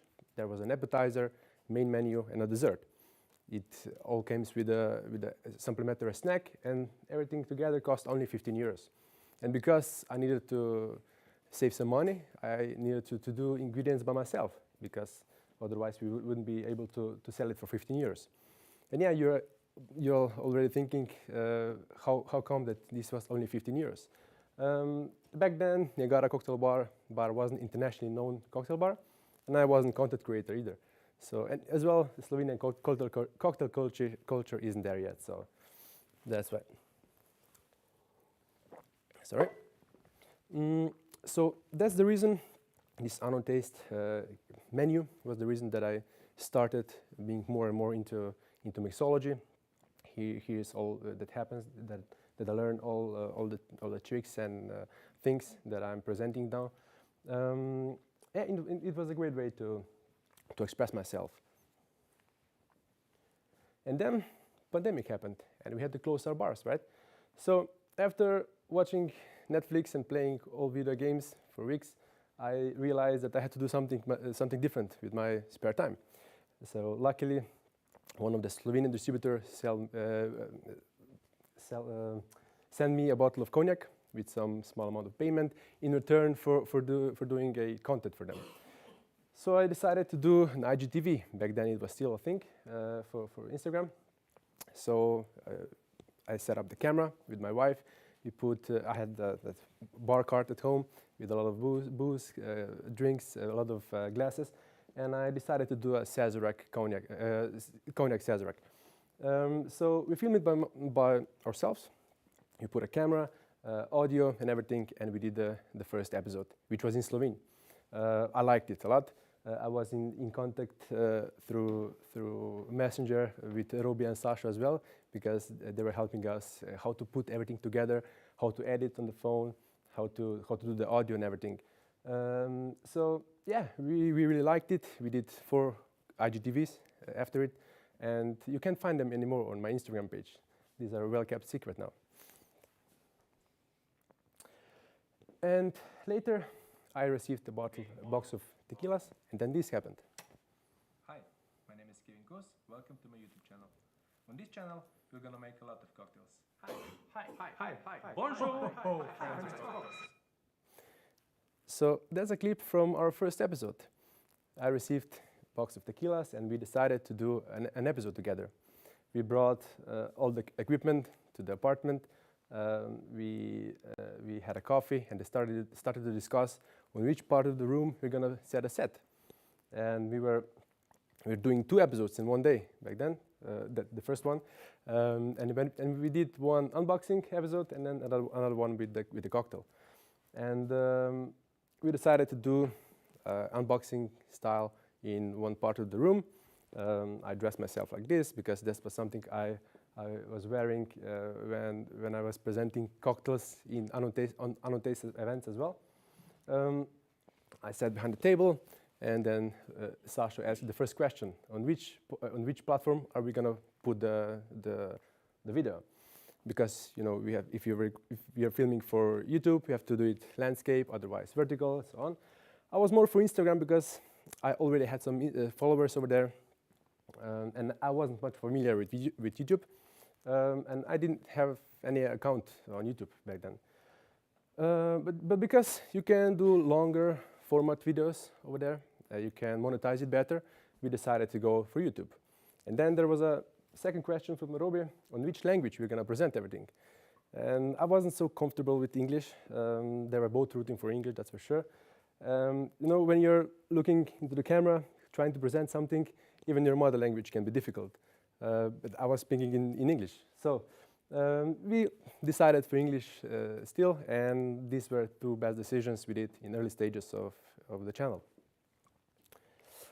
So we did the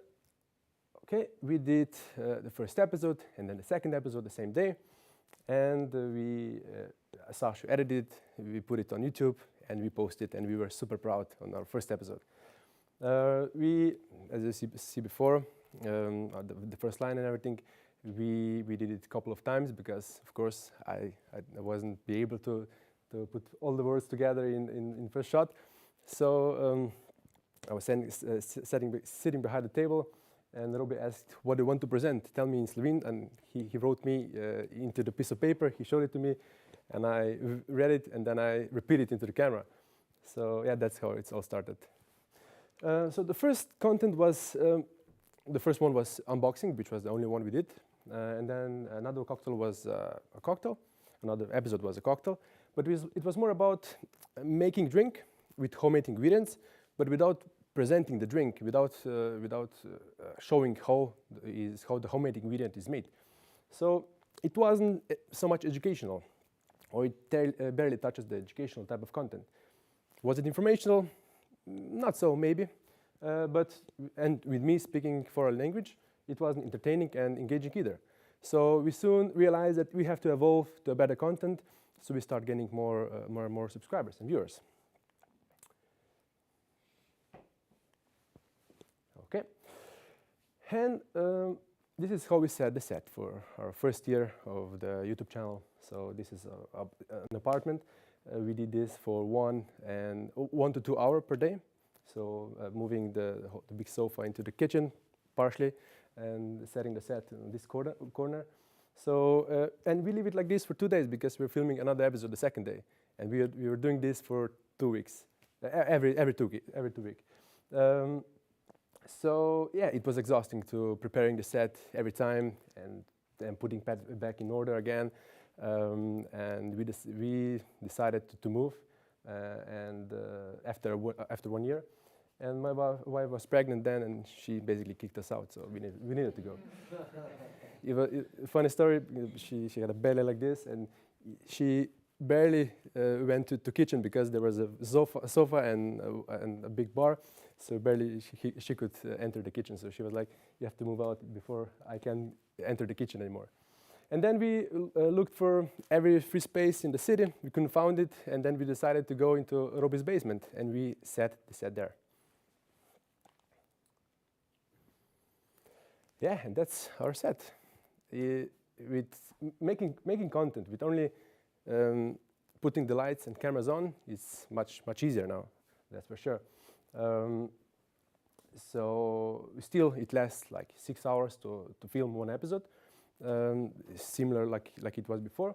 But now we have more time to go deeper into the explanation, deeper into the ingredients and everything, and into the history of drinks and everything. So it was much more comforting having set apart from the apartment. And yeah, this is our, we're calling it Speakeasy Bar. You even have to enter it through the garage, so we can say it's like a speakeasy set. And then we filmed this episode, which is an episode that you probably got to know me. It's a technique developed by Nikhil Morris, which I modified it a bit to my taste. We filmed it and then we put it on YouTube, and the video kind of blew up. Now it has like 1.6 million views, right? So it's our best performing episode so far. But because of this episode, we realized that we are becoming a channel about tips and tricks and more homemade ingredients and signature drinks. So yeah, we decided to go into this direction. But that was after a year and a half of making content. So we didn't know that from the beginning. But making a revolutionary technique or a new signature drink every week is really, really exhausting, especially if you have a regular job and family.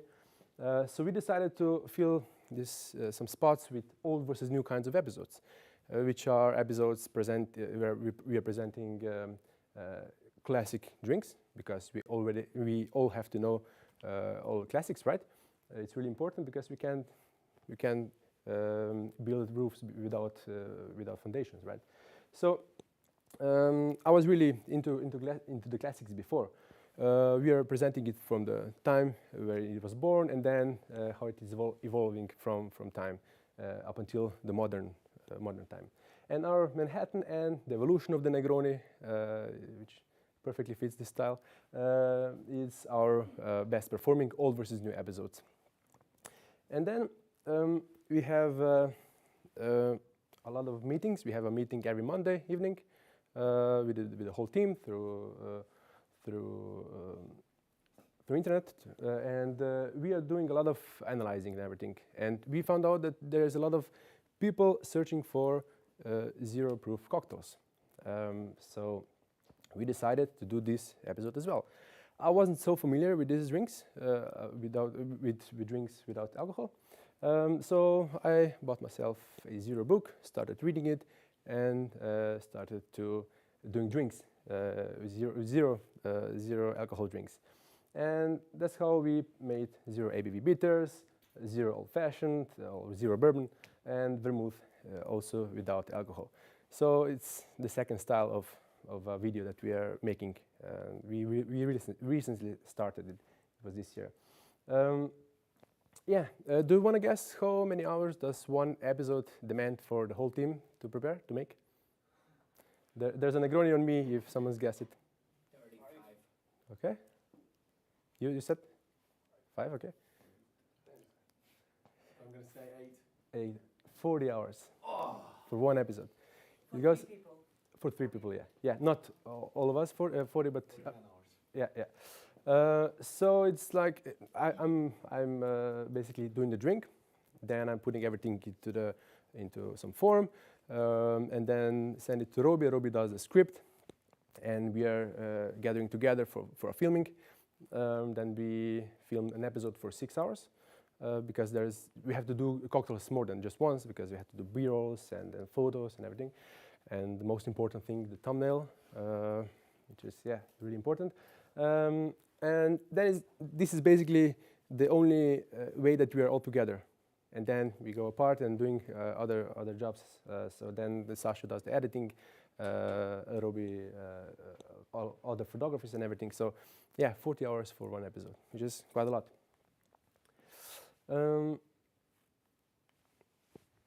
Yeah, and before I mentioned briefly what are the types of content that we are creating, and we're going to go through more deeply into these types of content. So the first one is it's entertaining content. It encircles all the videos that are there to entertain, to engage with the viewers, and these are videos with comedy, sketches, pranks, movies, music, and we all know Mr. Beast, who is the king of content. His style of content is entertaining style of content. This type of content is there to evoke emotions like laughter, joy, smile, so on. And and to do that, you have to do animations, you have to do nice editing, and you have to be a good storyteller. The next type of content is educational. So educational type of content.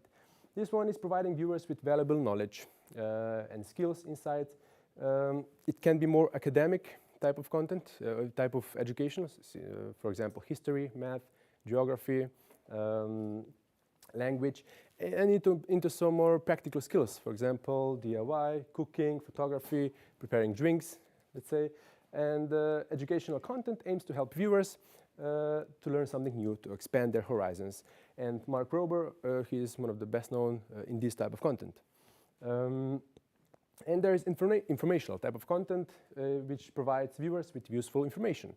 It can be product reviews, it can be travel, how-to guides, tutorials, life hacks, and more.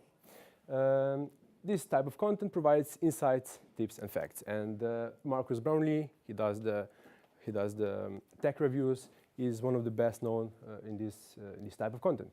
And there is also engaging, which focuses more into engage with the audience, with live streams, Q&A sessions, and the challenges. So yeah, these are 4 different types of content. But how we can use these types of content into our niche, into hospitality business. Let's say entertaining, it can be cocktail or bar reviews, or also it can be funny parodies behind the bar. Hello, welcome. That we all can relate to. Matija Natalia, of course, is the best in this type of content. Also, it can be educational, which is the most. We have most options here to educate through our content, and it can be teaching classics, teaching new techniques. It can be flavor pairings, craft, teaching about spirits, and so on. And Bad Birdie is one of the best in this type of content. Informational type of content can be reviewing bar tools, new technologies, hacks behind the bar, gear, or it can be also news from the world of hospitality. And Dan Lesnowski, 2 Cents, fits perfectly into this type of content. And engaging, which is live streams and live Q&As. And I'm not aware of any content creator who does the engaging type of content in our niche. So if you know someone, please let me know.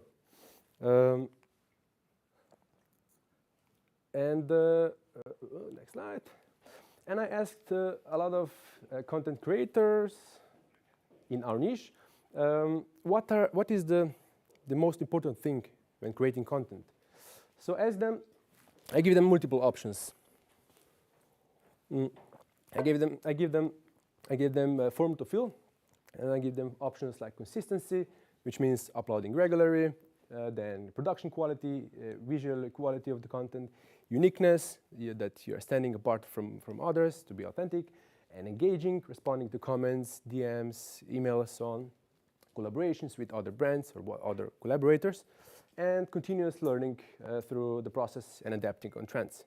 So I asked them, I sent this form to Daniel Lowski, Steve the bartender, Truffles on the Rocks, the whole Cocktail Time team filled the form as well. Who else? I educated Barfly, for example. So all these filled the form, and I said to them to film or to grade this from the most to the least important thing when creating content. So the least important thing, according to this form, was collaborations.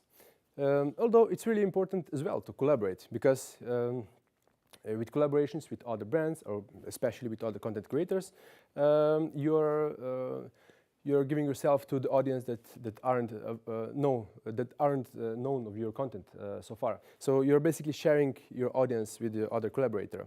It can be fun because you're building a relationship with the other content creator.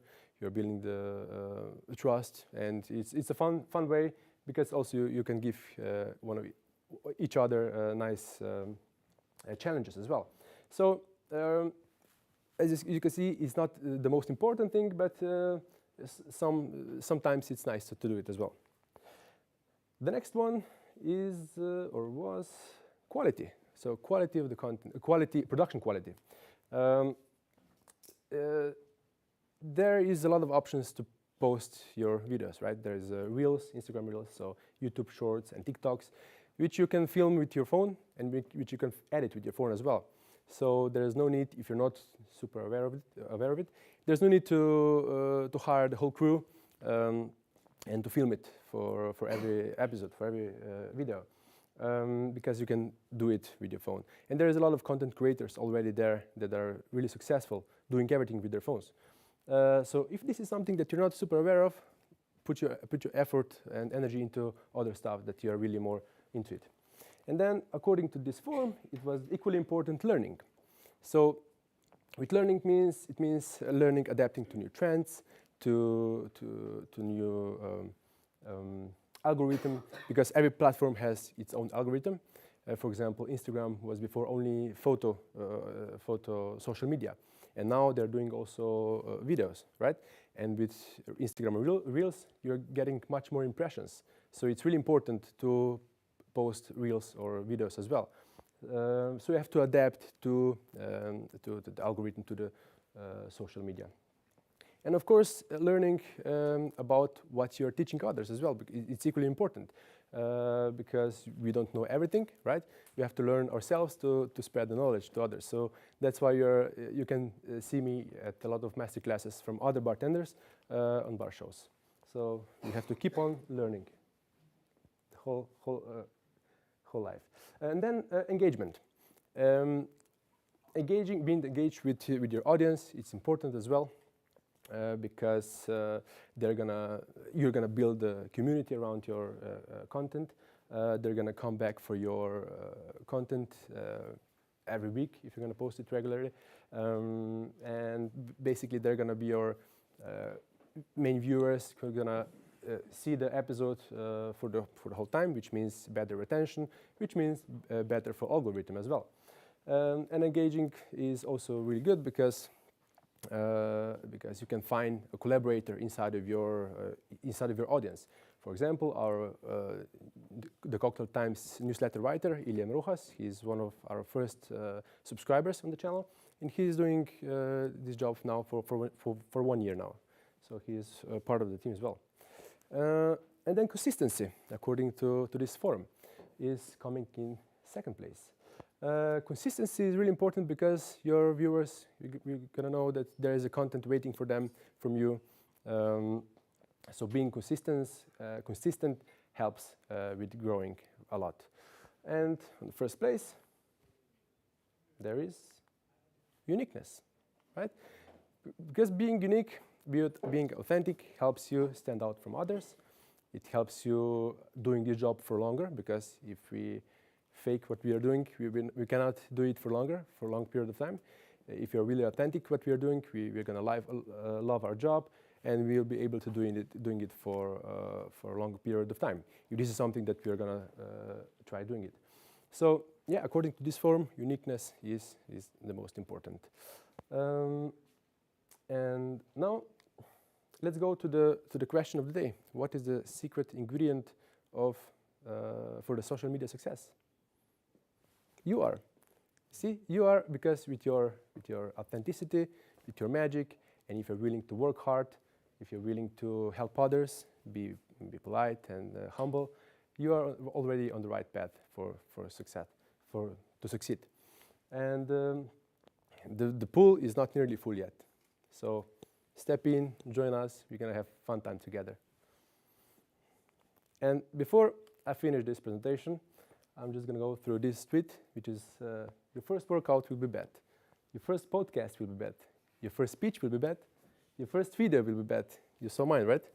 Your first anything will be bad, but you can make your 100 without making your first.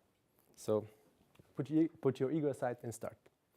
Thank you so much for listening to this presentation. Thank you so much for coming. And thank you.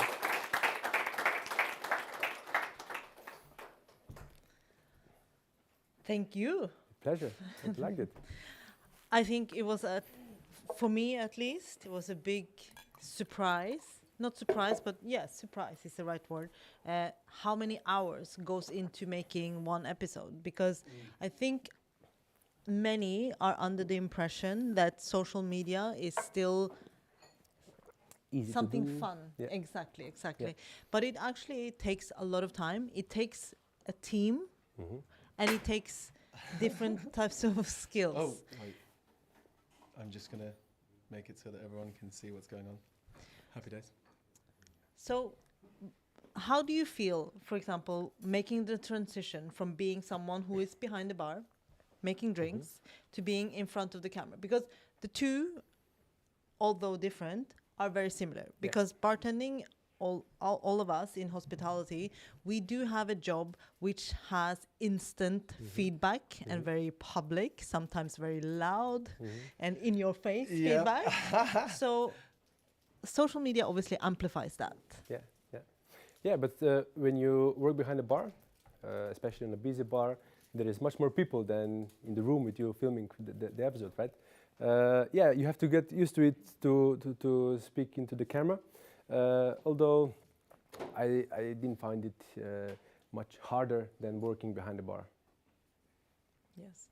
And do you sometimes take it personal when people disagree, when people are negative? I was in the beginning, yeah, of course, because there's a lot of negative comments as well. Small amount on the whole pool of the comments, but there still is, because that's normal, right? At the beginning, I was like, I'm not really used to it, but from time I started to get used to it, and then I was like, okay, not everyone agree with me, so that's totally fine. We are all people. And how does other bartenders feel about what you do now? Do you sometimes have people coming up to you and saying, hey, this is not cool, or hey, this is super cool? Yeah, usually I get that second option, which coming to me, thanking me for what I'm doing, because like I said before, I gave them a lot of tips and tricks how to work behind the bar more efficient, easier, faster, and cheaper, let's say. Yeah, I'm not gonna lie. When you were saying like you need to be consistent, you need to keep making good quality stuff, I thought you were talking directly to me, because I do try to make YouTube videos, but mine are completely inconsistent and all random. So I think I learned quite a bit from watching that. I'm gonna take it home and try to be consistent. When you do the videos, so you're saying it takes the team about 40 hours. Are you trying to aim for like one a week, or is there a kind of schedule, like you need to make a certain amount? Yeah, we have a schedule. Usually it's a schedule for the whole year, which we are filling it through the year. And yeah, we are filming it every second week for 2 days straight, every Monday, and Tuesday and Wednesday. And we are posting every Friday. So usually we have like 4 episodes filmed already, and we are filming it and posting it through time. So it's. Have you ever had times where something's come and interrupted the schedule, and then you have to play catch up, or is that you're because you guys sound really organized. Yeah, yeah, we Like- sound organized. We try to be as much as we can. Yeah, of course, because now I have to travel a lot as well, going around and having presentations around, and it's harder to keep up with the schedule, keeping up with the schedule. So we are doing sometimes more than just one per week or two per every week, so we can keep up with the consistency, which is hard, but we try to do it. Cool. And I think also a lot of people out there, they have questions specifically about the different platforms, because obviously this is work. So how do you make money on social media platforms? Because that, I think that's a mystery for a lot of people, that they don't understand, because you have to have certain numbers, you have to have certain amount of people subscribing, views, and the videos are all subjected to different algorithms, like you mentioned. So how do you make money?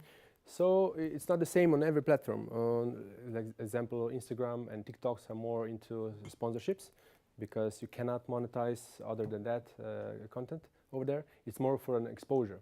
And YouTube is with AdSense. So companies are buying for ads that are presented before the episode, and that's basically how we get money. And it's totally different, or it's not the same for everyone, because from where your audience is, kinds of resonates on what you're gonna earn.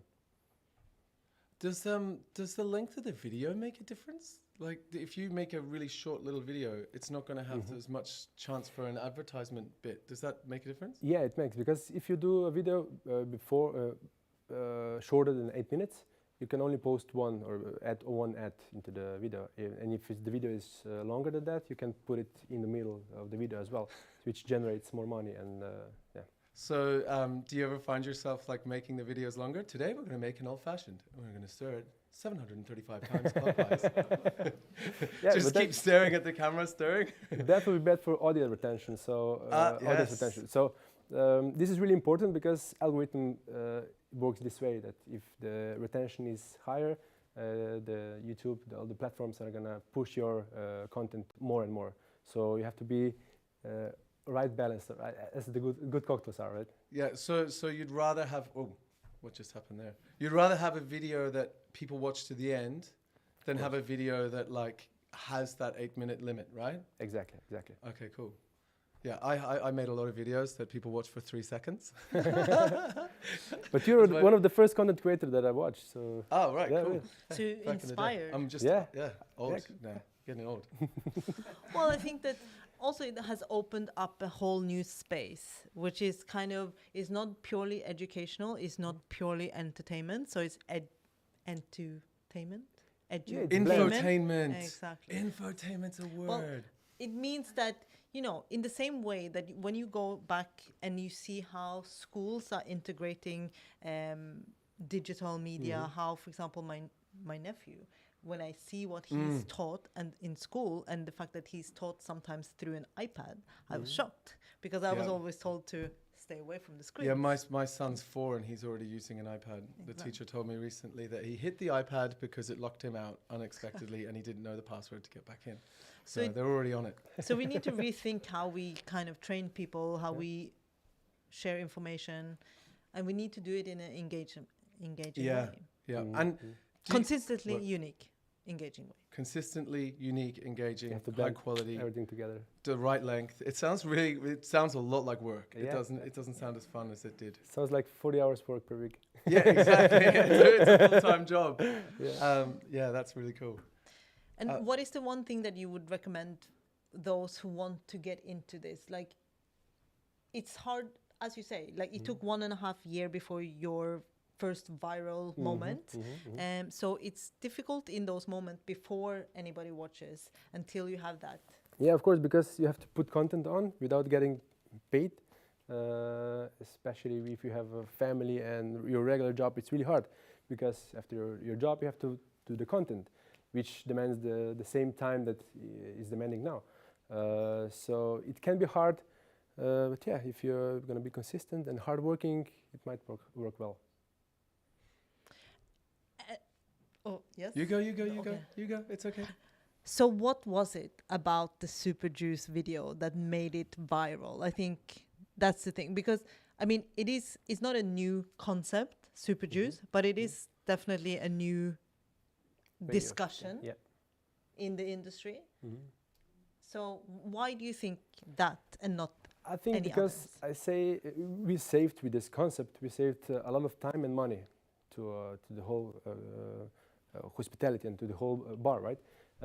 We don't need to juice lemons and limes for hours now, so because we can do it super juicing it, which is more efficient, faster, and with that it's a lot cheaper, right? And binding all this together works well. Do you think that the video might have collided with like the Super Juice thing being shared by other media outlets? You know, like if it was in an online thing like Punch or something like that, as your video came out, you know, because you've got, if someone's kind of saying, oh, Super Juice is a new thing, I'm going to be like, I'll read their article, but then I'm going to straight away Google it and try to find other people's perspectives, you know? And with YouTube, when you Google stuff, it's got good search engine optimization, so your video is going to be right up there on the video. And then I'm more lazy. I don't want to read a big, long essay. I just want to watch someone who's got a video that's going to sum it all up for me, right? Yeah, because I found out about this technique on Punch, and then I went to the episode where Nick and Morris was presenting this technique, and then we decided to do our way of doing it. So yeah. So you were like, I can totally do that, more entertaining. Well, no, but we can do it in our way, in our style. So it's not more entertaining, but different. It's ours. So it's our way. And one last question. I'm going to stop asking questions. How do you plan to keep coming out with content? Because I think, you know, the first time I ever made videos, I just like stood there and I was like, cutting limes? Cutting limes is a thing people need to know how to do, right? And I just was making it up as I go. But if you start kind of doing it for a few years, do you have a plan on how to constantly evolve and come up with new things? Or would you revisit some of the old stuff that you've done and update them? Yeah, I try to constantly doing new stuff because this is it's funnier and then more entertaining. Yeah, when I'm doing new stuff, I'm doing it for an episode that we're gonna be posted after a month and a half. So it's really a long process of making one episode. So I'm preparing the drink, and then we're gonna film it, and then everything else. So it's really a long process to do it. So it has to be scheduled. It has to be think in advance what you're gonna put together. So in that sense, it's very similar to like the editorial process of a TV show. Exactly. You know, you script it out, you storyboard it, and then you go and film it, then you edit, post, and then you do, yeah. It sounds like so much work. It's so organized. Yeah. It's crazy. We've got a question from someone online. Perfect. Albin Malmberg, I hope is how we pronounce the name. What's your best advice to keep improving, setting goals, reading books, etc.? Yeah, I try to read a lot of books. I did before, but now I don't have much time to it. So now I'm doing a lot of other content creators, watching other content creators, and a lot of articles, and a lot of bar shows and everything else. So I'm attending to a lot of master classes from other bartenders, where I get a lot of inspiration for our episodes. Very cool. We just got another question coming in from Tibor. What's the best comment you've ever had? I know what I'd say. I'd be like, your comment is. Right? I can't remember which is the best one, but the most interesting one might be that I look really the same as the Conor McGregor. So I'm a Conor McGregor behind the bar. So this one is wow. Okay. This one is one of the most interesting ones. That's a very interesting one. You sound slightly different to Conor. Yeah, I'm not gonna lie. Slightly. But I have better mustache than him, right? Yeah, considerably better mustache. Yeah. I think you're more handsome than Conor McGregor is. No offense But to we Conor. could do some collaboration as well, right? Why not? Well, that's not very effective. No? Okay. It was the last collaboration was the last point on your Oh screen. yeah, collaboration is Yeah, at the it's bottom. not effective, but it's nice to do it. Exactly. Sometimes you need to do it just for fun. Yeah. Any other questions from either the live streams? Okay, no, I don't have any more. Well, let's on open that one. for questions from the floor here, if there's any. Okay, has anyone? Oh, we do. We got someone with their hand up at the back. I'm just going to get Hello. you. I'm Doing going great, how are to you? use the force to get the microphone to you. Perfect. I wanted to ask you, how did you started to think about this whole content making thing? Mhm. And what is your biggest goal in this kind of industry of content making? Well, we just started because it was a pandemic. We were back at home and we wanted to present something. I'm really a guy who wants to educate others, which I was doing it before the content. I was doing it in our cocktail bars. And YouTube helped me to expand this, sharing the knowledge to the whole world, not only to my surroundings. So yeah, this is basically the main reason to educate others. But it started from fun, from having fun, and it turned out really, really well. And what is your biggest goal? I mean, like Biggest goal would be, because I still have a regular job, so this is my second job. So I work every day, the whole day. My biggest goal would be going full-time this job. So that would save me a lot of time and being more with my family. But yeah, hopefully this will happen soon. Thank you. Thank you. All right. Do you have any more questions? I mean, we have plenty of questions, but we also need to... Yeah, I think we're good. Everyone's good? Yeah, that was amazing. Thank you so Thank much, you so man. much. Thank you for the invitation. Thank you.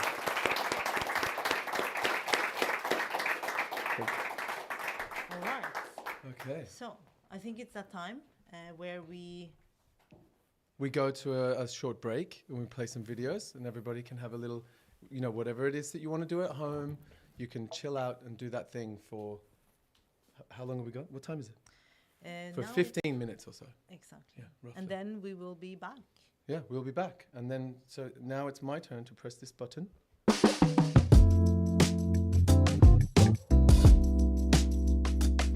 My name is Goi, and I am in charge of hospitality and operations within our 7 operating venues in Singapore. I am Indra Cantono. I'm Goi's husband as well as co-founder in Jigger & Pony Group. On a day-to-day basis, I look after our marketing and business development aspects. I was working in Singapore Airlines for about 6 years. The biggest joy that I have with my jobs was the people I meet, the people I cross paths with, and the inspiration I get from them. Indra and I sat down and we thought about it hard on, what would be the right direction. From his corporate life, we took a page and we created what would be our company's mission, to be a place in the community people can find comfort, forge friendships, and share happiness. So that's how we started the business. We decided that a bar is a social place where people can meet other people and inspire other people, and that's why we decided to start a cocktail bar. I come from a very completely different background altogether. I came from management consulting and finance. So when we first opened our first bar, Jigger & Pony, some 11 years ago, we didn't quite exactly know what we were doing. We didn't quite exactly know what we didn't know. But perhaps that allowed us to also bring a fresh perspective and a fresh way of doing things. In the beginning, it was tough. When we first hired our first team, I think within the first 8-9 months, pretty much all of the opening team have left us. Probably because we were not very good managers. We've never really managed people and understood a lot of the protocol, the norms in food and beverage. But we persevered through. We learned on the fly. We had the good opportunity of having very good mentors. So perhaps in hindsight, while it was challenging, it brought us some good original way of doing things. The Singapore community has turned into something really special. And a lot of it is because of the camaraderie, positivity, one bar supporting another bar. We felt that there was this amazing opportunity to create something totally new in Singapore at that time, and to convert people who have never drank cocktails or don't have cocktail drinking as part of their everyday culture to embrace that.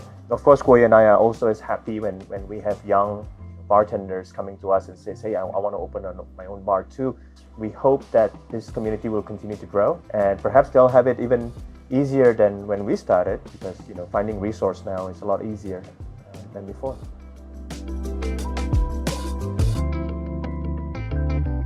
As we go into the modern age of technology, everybody can deliver their food, their groceries, watch movies, and entertain at home. Why do people still come out? For efficiency, we should just meet online, virtually. But humans are social creatures, and I think they come out even more so now for that human connection, that experience that you can orchestrate for them. And that is the huge difference between service and hospitality. This is all not to say that beverage is not important in a cocktail bar. That is definitely our product. But the product is a means to that end. Come for the cocktails, and stay for the hospitality, and definitely come back for the hospitality. We try to give our team the ability to make decisions and to really focus on hospitality. We're not here to control every single aspect. It's not that cocktail where you have acid adjusted and bricks measured to make sure it's perfect. In fact, let's take a look at things that will go wrong and find a way about how we can turn them around. And let's share those stories every day on the reports and with our team. Just in general, I don't believe in rules. I think rules are meant to be broken.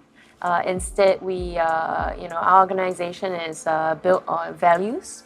We have 5 company core values that we use every day with our team.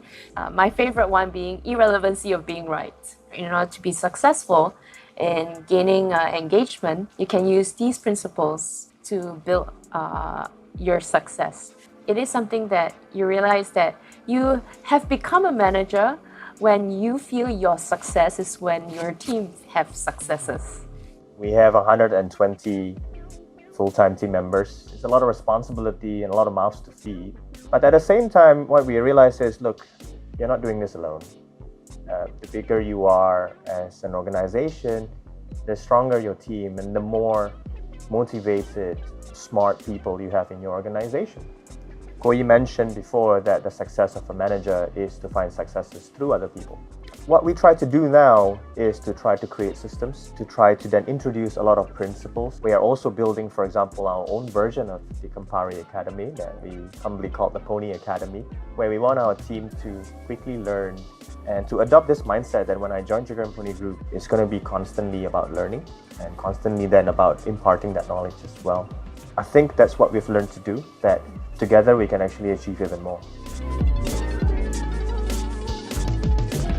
Since reopening from the pandemic, I think the hospitality industry definitely, in terms of workforce, has shrunk significantly. And then also thinking about how the pandemic changed our ideals of work and work-life balance. We were thinking about how to be creative in terms of allowing people to do what they enjoy, but also providing the support and being able to grow the team and the organization. So then we created this role where when you apply to us, you are assessed as a full-time team, and then you have an option to do a 4-day work week. Your 4-day work week is prorated based on the full-time, so that you aren't working 4 days and 16, 18 hours a week. You're actually working less hours. That allows you the opportunity to have a stable job, but also pursue passions. I think the key part here is having options as opposed to prescribing this is the one and only one way. There's a lot of debate perhaps out there today about what is the right work model for the future generations of hospitality industry. There will be those that want to work as a part-time while I'm studying or pursuing another career. Or as Koyi mentioned, perhaps this becomes a stable base in which I then pursue other freelance jobs. Or I really love this, I want to become a management, or I want to become the best bartender in the world. I want to dedicate 110% of my effort into this, and we will be able to fast track and give you all the training that you want for you to be an expert in the field. So I think it's about having those options. The truth is, a bar, a restaurant, hey, it's a business. There's a lot of passion involved in it. There's a lot of creativity involved in it, but we have bills to pay. And in order to do that, we have to have enough revenue for that to happen. As the community mature, as the bar industry mature, as our team mature, they understand that too.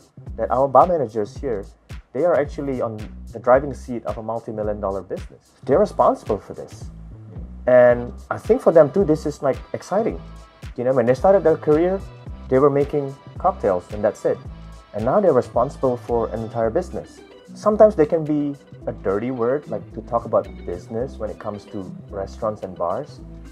I don't think it's dirty at all, and especially if the pandemic reminded us is if we can't pay salaries, we can't pay rent, there's not going to be any restaurants and bars.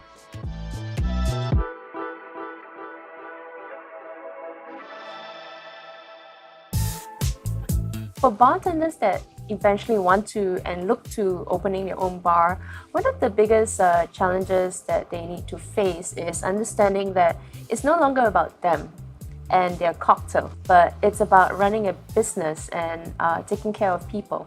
And at the end of the day, you must have an open mind and the willingness to adapt your product to be able to be successful in business. Being okay that you may have to disagree, but be on board with other people's ideas. If you partner and work with somebody who only agrees with you, you are never challenged to think thoroughly about your concept and what you're about to execute.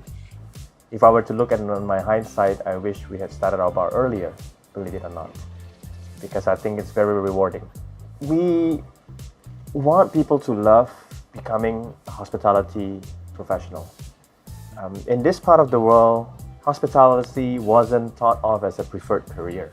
I think for now, one of the goals that we want to measure our success by is just how successful can we be in changing that perception and also changing the reality. You know, perception exists because perhaps there's some reality to it. Perhaps it is true that F&B careers in the past can be very uncertain and only suitable when you are fit and young and healthy. But we want to try our best as an industry and as a company to see how can we make sure that eventually people who say, I love people, I love hospitality. I think there's a lot of people who love people out there in the world, that they can say, you know, I want to be a bartender. It's a great career. Or I want to be a chef. It's a great career.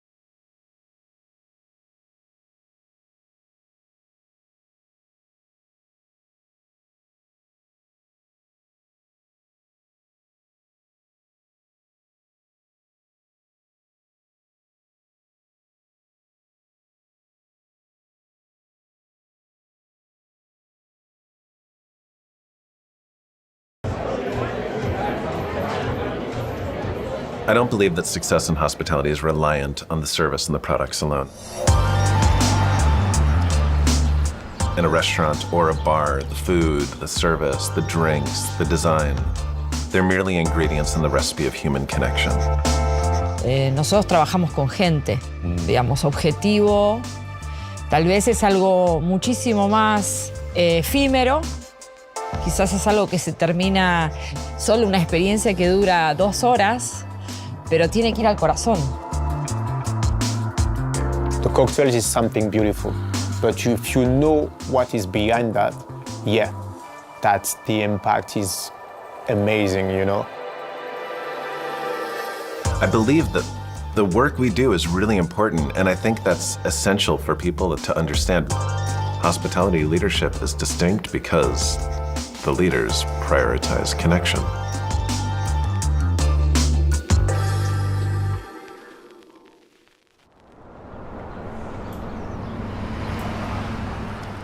Would you like a coffee? I would love a coffee. Thank you.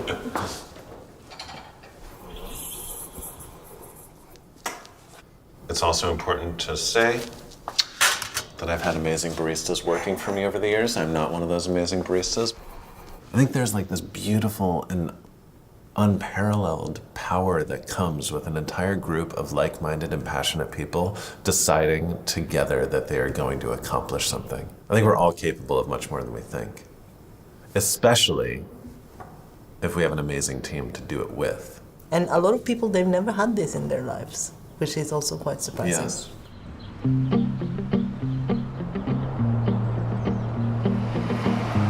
Liderar en hospitalidad es muy complicado y es muy apasionante. Empecé de muy joven queriendo ser bartender en un mundo en el que tal vez no había tantos bares específicos de coctelería. Y acá en Argentina, los hoteles 5 estrellas, liderados por hombres mayores con smoking y guantes, y yo estaba muy lejos de eso. Y se me abrió una enorme puerta que fue trabajar en el Gran Bar Danzón. Fue, queremos que este bar lo dirija una mujer. Y esa fue mi gran oportunidad y desde ahí no paré. Lo sigo confirmando hoy. Y de instruir y de guiar y de acompañar en esos crecimientos. La mayoría de las veces pensar antes qué le pasaría o qué me pasaría a mí en el lugar del otro.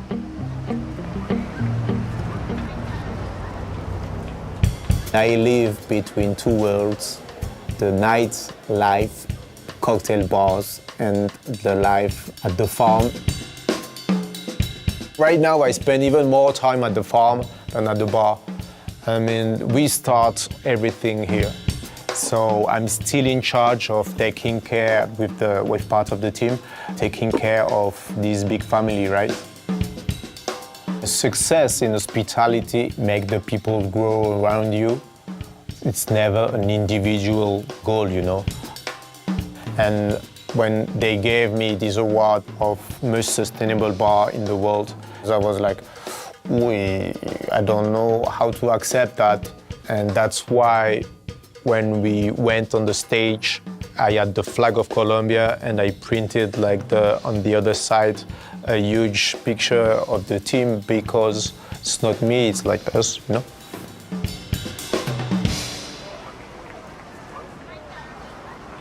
There's a retired U.S. Navy captain named David Marquet who said that the people at the top have all the authority, the people on the front line have all the information. Empowering your team is one of the best first steps you can take to start bridging that divide.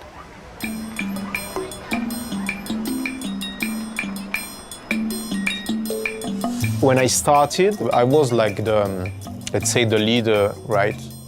Every night at the bar, that was really hard to delegate. At the beginning, you live like 5 minutes, 15 minutes, an hour, a night. And now I love when the people say, okay, I went to the bar and I have like a beautiful experience and I was not there, you know? Because they are the leaders. So I really trust the team. A huge part of this is empathy, right? Empathy with the team. So we always try to listen to them, to take them into account, but as well how they feel as, human being, right? Trabajar en el mismo plano que los demás. Es muy difícil hacer hospitalidad con un equipo que no está contento con su día a día. Esto es tratar de tener a cada uno en el lugar que mejor se siente. And we are back. We are back and excited to be back. From Berlin. From Not Berlin, the darkness this time. the Grand Campari Hotel, which is amazing. If you get the chance, if you're in Berlin, you're randomly walking down the street watching this on your phone, come check it out. It's amazing. It is. And it's not just us, to be fair. We have the Campari Academy suite, where we are now, and we are doing 2 days of talks, workshop, educational stuff, as you might call it. But then the full house is actually multiple venues. We have the Connaught Bar in the Rare Lounge. We have Alchemico. We have Paradiso. We have Camparino and Friends. So there's a lot of different things happening over the next, 2 days. Yeah, and it's really exciting to actually go through the hotel, because not only do you have great bars in different areas, but great bartenders from all around the world have come to check those places out. And it's great to kind of get to hang out. You've got that BCB experience, but without being at BCB. I'm just going to fix something. Okay, so while Dean is fixing something, we are getting ready for our next presentation. We are simultaneously live streaming and in front of a live audience. So if there are some technical glitches, it's because of Dean. It has nothing to do with me. If you see me panic, it means there's something going on in the background, okay? Yes. See, this is my panicked face right now. Are you Cool. panicking? Yeah, I'm Okay, panicking. It's you're all right. panicking. It's been solved. Panicking. It's been Okay, solved. so I fixed it. Have you ever heard of the swan theory, where like you're supposed to look like a swan with little legs in the bottom? Exactly. Yeah. Well, what's happening. I'm very excited now because this is not that I don't look forward to all of the talks, but specifically I look forward to this talk because our industry has been changing a lot over the last few years. This is something we are all aware of. And obviously we all draw our influences from various places. But as a bar owner, as someone who also has to deal with all of these things, it's great to see that there are still places that can run with integrity and really explore not just what they're talking, but actually doing it at the end of the day, if you know what I mean. And I think this is one of my favorite restaurants in not just Berlin, altogether. So I'm very happy to have Billy, who is our next speaker, with us, talking about, and I do apologize for my German pronunciation, but Nobelhart and Schmutzig. At least it's better than my Italian pronunciation. I'm just not going to try. I'm going to leave you do all of that sort of stuff. Well, I mean, I try sometimes in taxis and say I'm going to this place, and they're like, no, it doesn't exist. But anyways, let's focus. We are not panicking anymore. No, everything. We are not panicking anymore. Everything So seems let's good. hand over to Billy Wagner, owner of Nobelhart and Schmutzig, for our next talk. Hello. Hi, my name is Billy Wagner from Nobelhart and Schmutzig. Let me ask you something. We are all experts here, and what do you think what people looking for when they have a night out? When they really want to burn some cash? What do you think, what's the experience of what they are looking for? Can you tell me something maybe? Good time. What else? Entertainment. Unique experience. Very good. What's about fighting Nazis? Or body positivity? Or end of industrial agriculture? Or working conditions in the restaurant industry? Or culture representation of post-reunification of East Germany? Are those perhaps things people might ask from a restaurant on which they spend a night out? What do you think? You know, I think it would be really fine if they would do, because I think it makes total sense for a restaurant to speak out and become active on those matters. We have a saying in Germany, sauf dich voll, fress dich dick, doch halt das Maul von Politik. That's absolutely true for most restaurants, I would say. Maybe more so than other industries. Our really tends to be quiet about controversial stuff.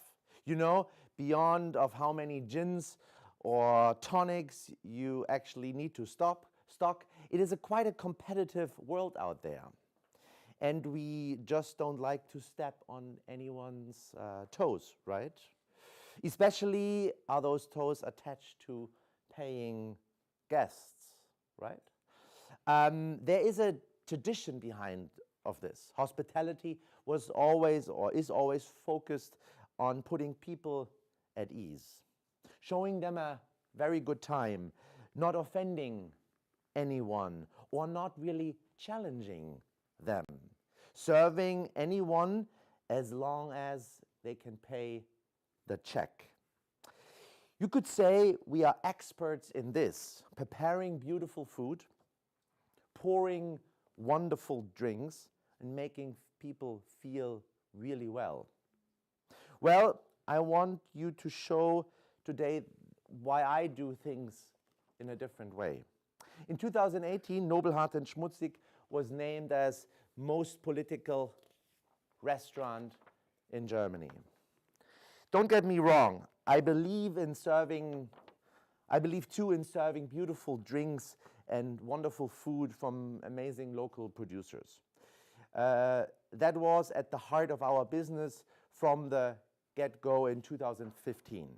Of course, I want to have a good time in a restaurant, and I want to offer this to our customers. A really good time, a really noble heart, and maybe also filthy one.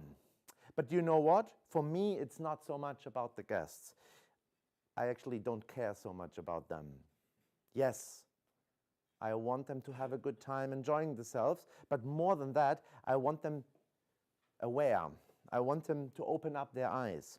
I want to inform them, and I also want to challenge them. And most of all, I want to make them to do better decisions in the future on the basis of what they have seen or what they have experienced at Nobelhart and Schmutzig. On the most basic level, it is about food. It's the way of how it's produced and the people who produce it. But this is only a starting point. In my talk today, I want to showcase where it all started, where we are maybe right now, and where we go from here together. Firstly, I want to briefly show you the different areas of our activism from the last 8 years. How focusing on local food has brought up topics such as community building, diversity, inclusion, and working conditions. And secondly, I want to explain why that makes sense, why these are not separate issues,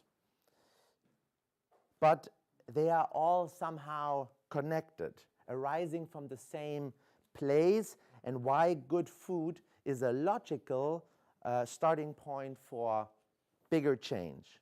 And finally, I hope we will have the time to talk a little bit about it and to see what that actually means on a practical term.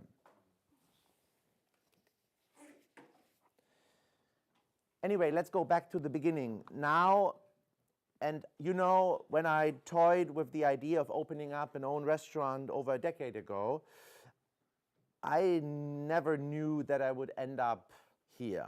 I didn't know that we talk about gender-neutral toilets, an exhibition of vulvas in the window of Nobelhart and Schmutzig, or that I will gonna publish a guide of conduct.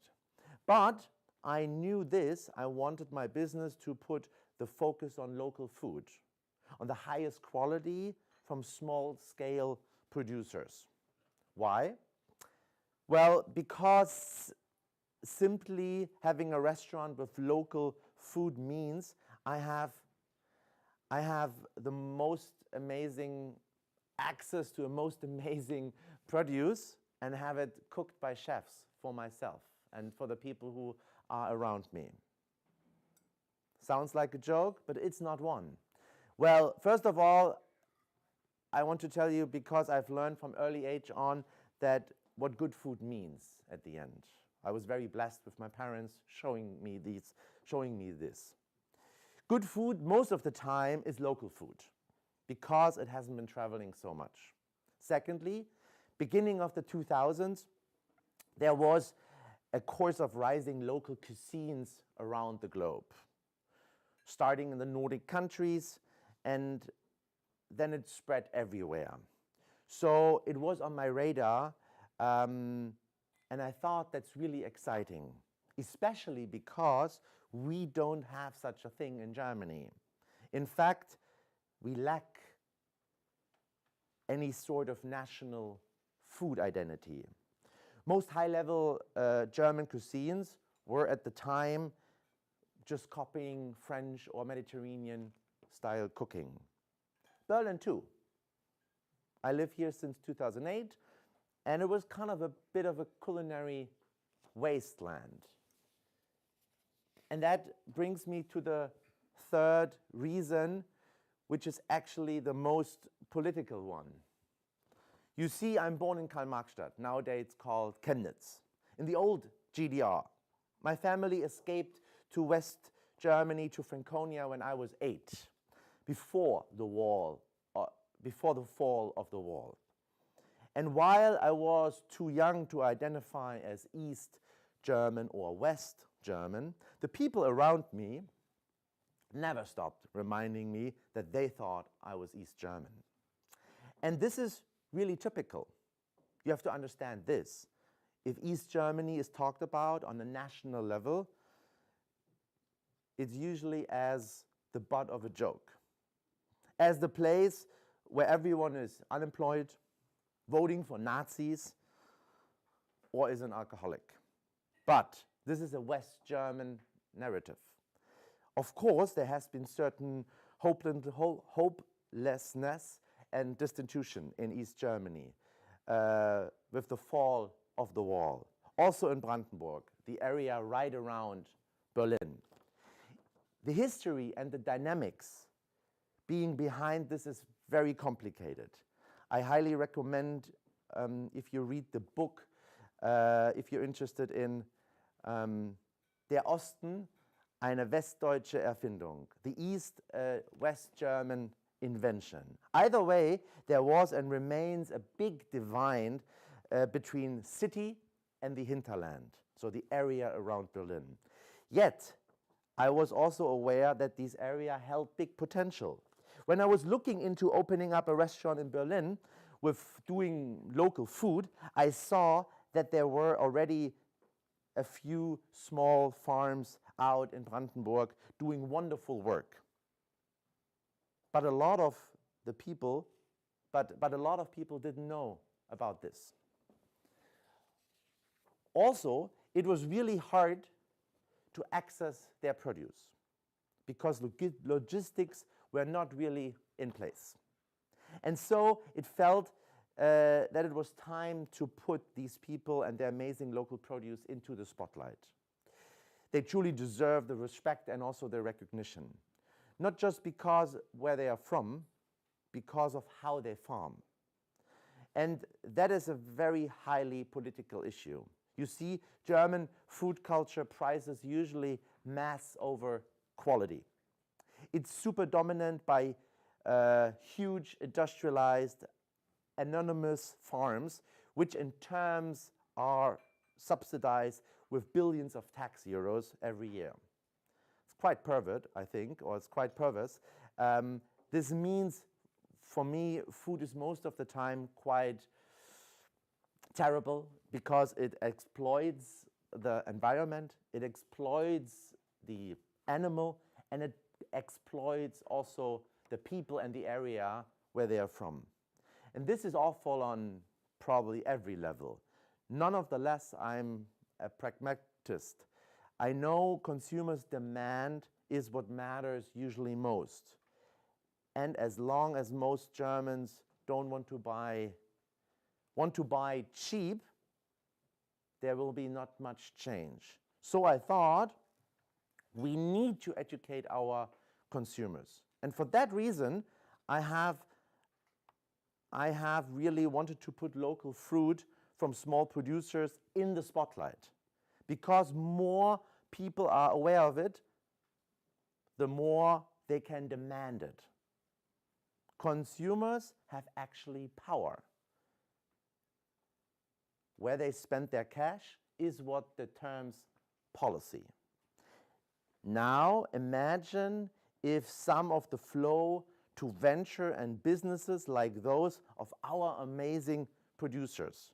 That creates real perspective both for German food culture and for a disadvantaged area. And I'm proud to say this is actually really happened.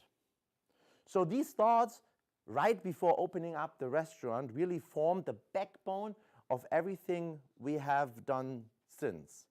Let me give you some examples of how does that look like. Well, this is no surprise after everything I've said. This is us demonstrating for change in agriculture, from industrial farming to small-scale, quality-driven, and environmental conscious agriculture.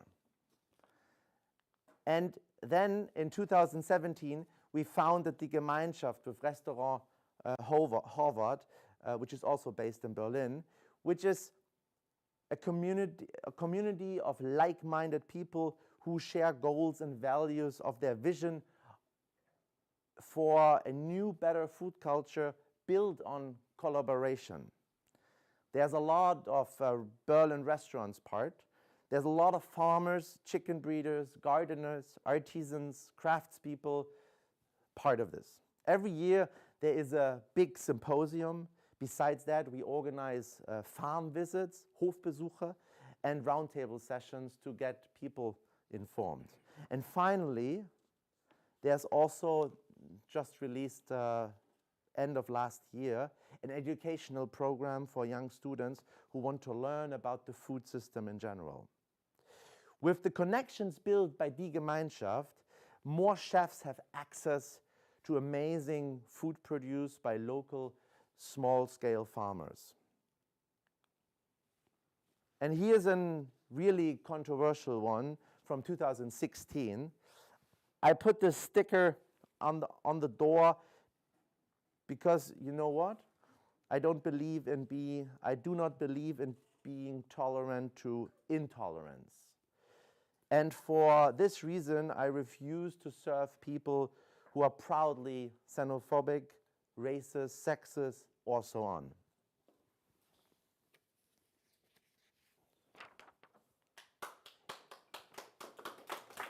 Thank you. In 2018, we started branching out a little bit more.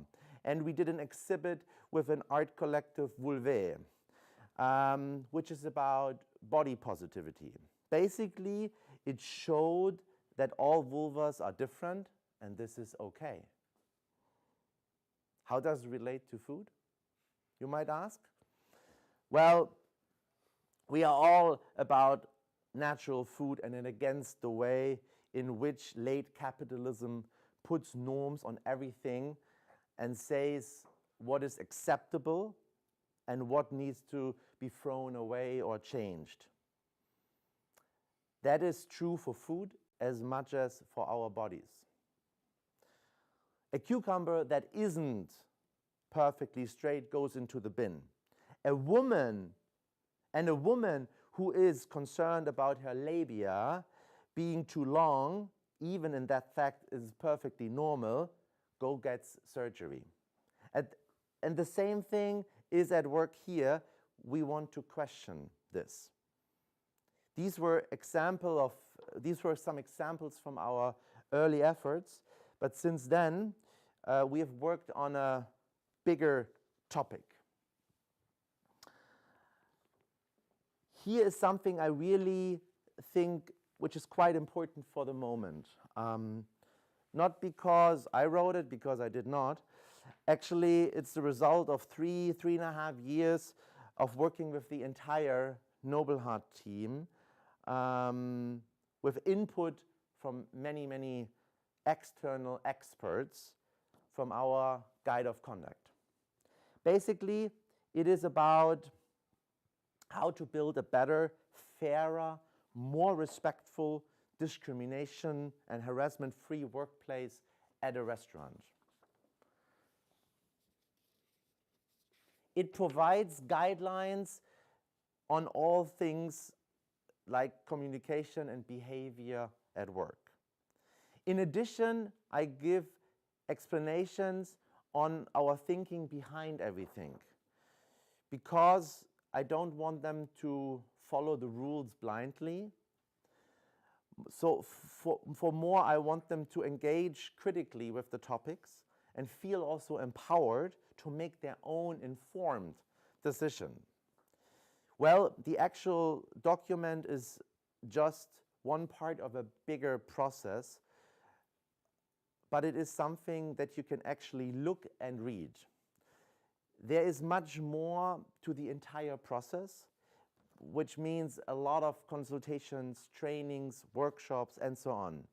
And if you're interested in, please have a look and scan the QR code. So why did we do this? Well, I was really sad to see that so many people left our industry in and after the pandemic. And I was also sadder to see that so few returned when things opened up.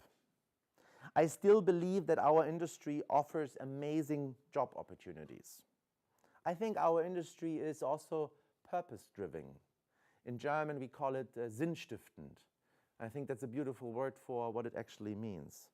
Because I don't get bored by the job, what I'm doing every day. I really like working in a restaurant. And I want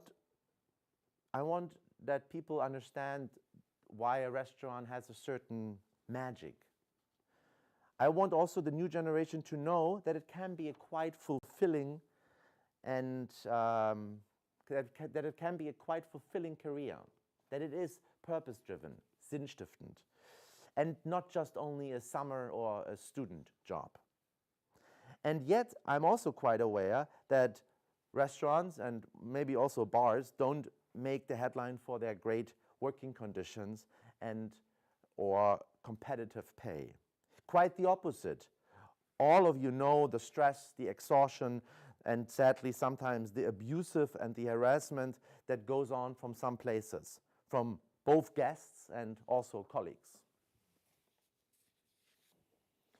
With all of that said, perhaps it's not a surprise that new generations would rather go and work in different industries. For me, this was a much needed wake-up call. We need things to change in gastronomy, and we absolutely can build attractive, competitive, and harassment-free workplaces. For this, we have to keep open minds to be willing to invest both time and money. But I think it is worth it, not just because it's necessary, also because it's the right thing to do. I would be very glad to see if this sort of initiative catches up in the whole industry. That's the reason why we made the access for free. So how is this all connected? You know, I could not foresee that we would go from fighting industrial agriculture to having gender-free toilets and a guide of conduct. But looking back, it makes a lot of sense. You see, it's about values in general, not in a marketing way, as some pretty words with no meaning. You know what I mean, right? This bullshit bingo. But I mean as a set of ideals that guide our work and actions every day. For me, the same values that made me want to treat local Brandenburg food producers with respect are also at work when it comes to how we treat our staff. I'm going to be honest, there was also a learning curve, and it's still going on. But I realized that I cannot go in front of people like now and talk about amazing community and not treat my own employees with the same dignity. An example? Well, like many restaurants, we have lots of unpaid interns at our restaurant over the years, simply because this was the way how it was done. They were calling us, wanted to work at Nobelhart and Schmutzig for a couple of weeks, and then they go back to their normal lives. And then I thought, I realized a certain conflict because we cannot talk about exploiting nature, animals and farmers, and not then exploit young people. I cannot talk about building a diverse and vibrant food culture, but then not only making internships accessible to people who can work for free. At the same way, I cannot talk about sustainability, but then offering jobs that people can't continue doing after the age of 35 or starting a family. In the end, when it comes down to this, the question that you ask yourself when you try and create a new dish or a drink are exactly the same questions that you should ask yourself no matter what you do. Is this really the way I want to doing it? Is this the line of everything I want to stand for? Or just I'm doing something in the old way, the easy way, or the safe way? When I decided to showcase excellent food we have in Brandenburg in my restaurant, it was not the easy or the safe way. But it was absolutely in line what I was standing for, and I still stand. It's the same way everything I have to do since in the same way everything I have done since then has got me closer to this. So, good food might not change the world, but for me, it was a good place to start. Thank you for listening.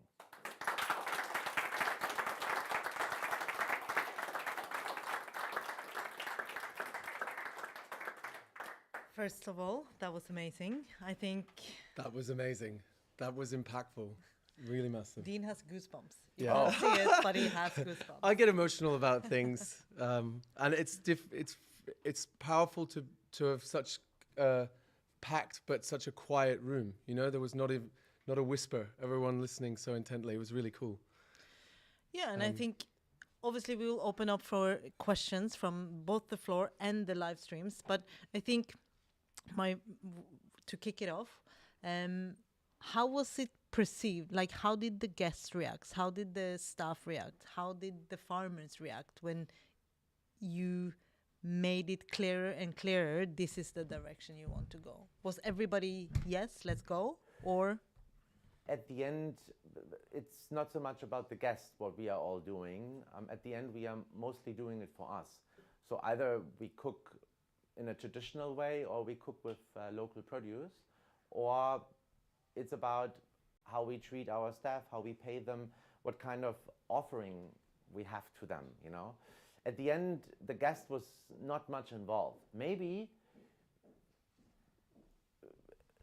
because he or she doesn't have any maybe clue about it. Even when people make a reservation at Nobelhart and Schmutzig, we tell them before and also after with the sentence like, do you know actually what you're paying for? And we give them some ideas of what they're actually paying for. So they click on the link and then they go to our homepage and then they see all that, what we do. But at the end, doing all this, it's more that I can keep my business going with enough staff. And we don't lack any people, so we are still very, very fine. But I think, you know, our competitors are not the restaurant Tim Rauer or the restaurant Facile or Horvath or so. It's other businesses. It's the office management from a law firm.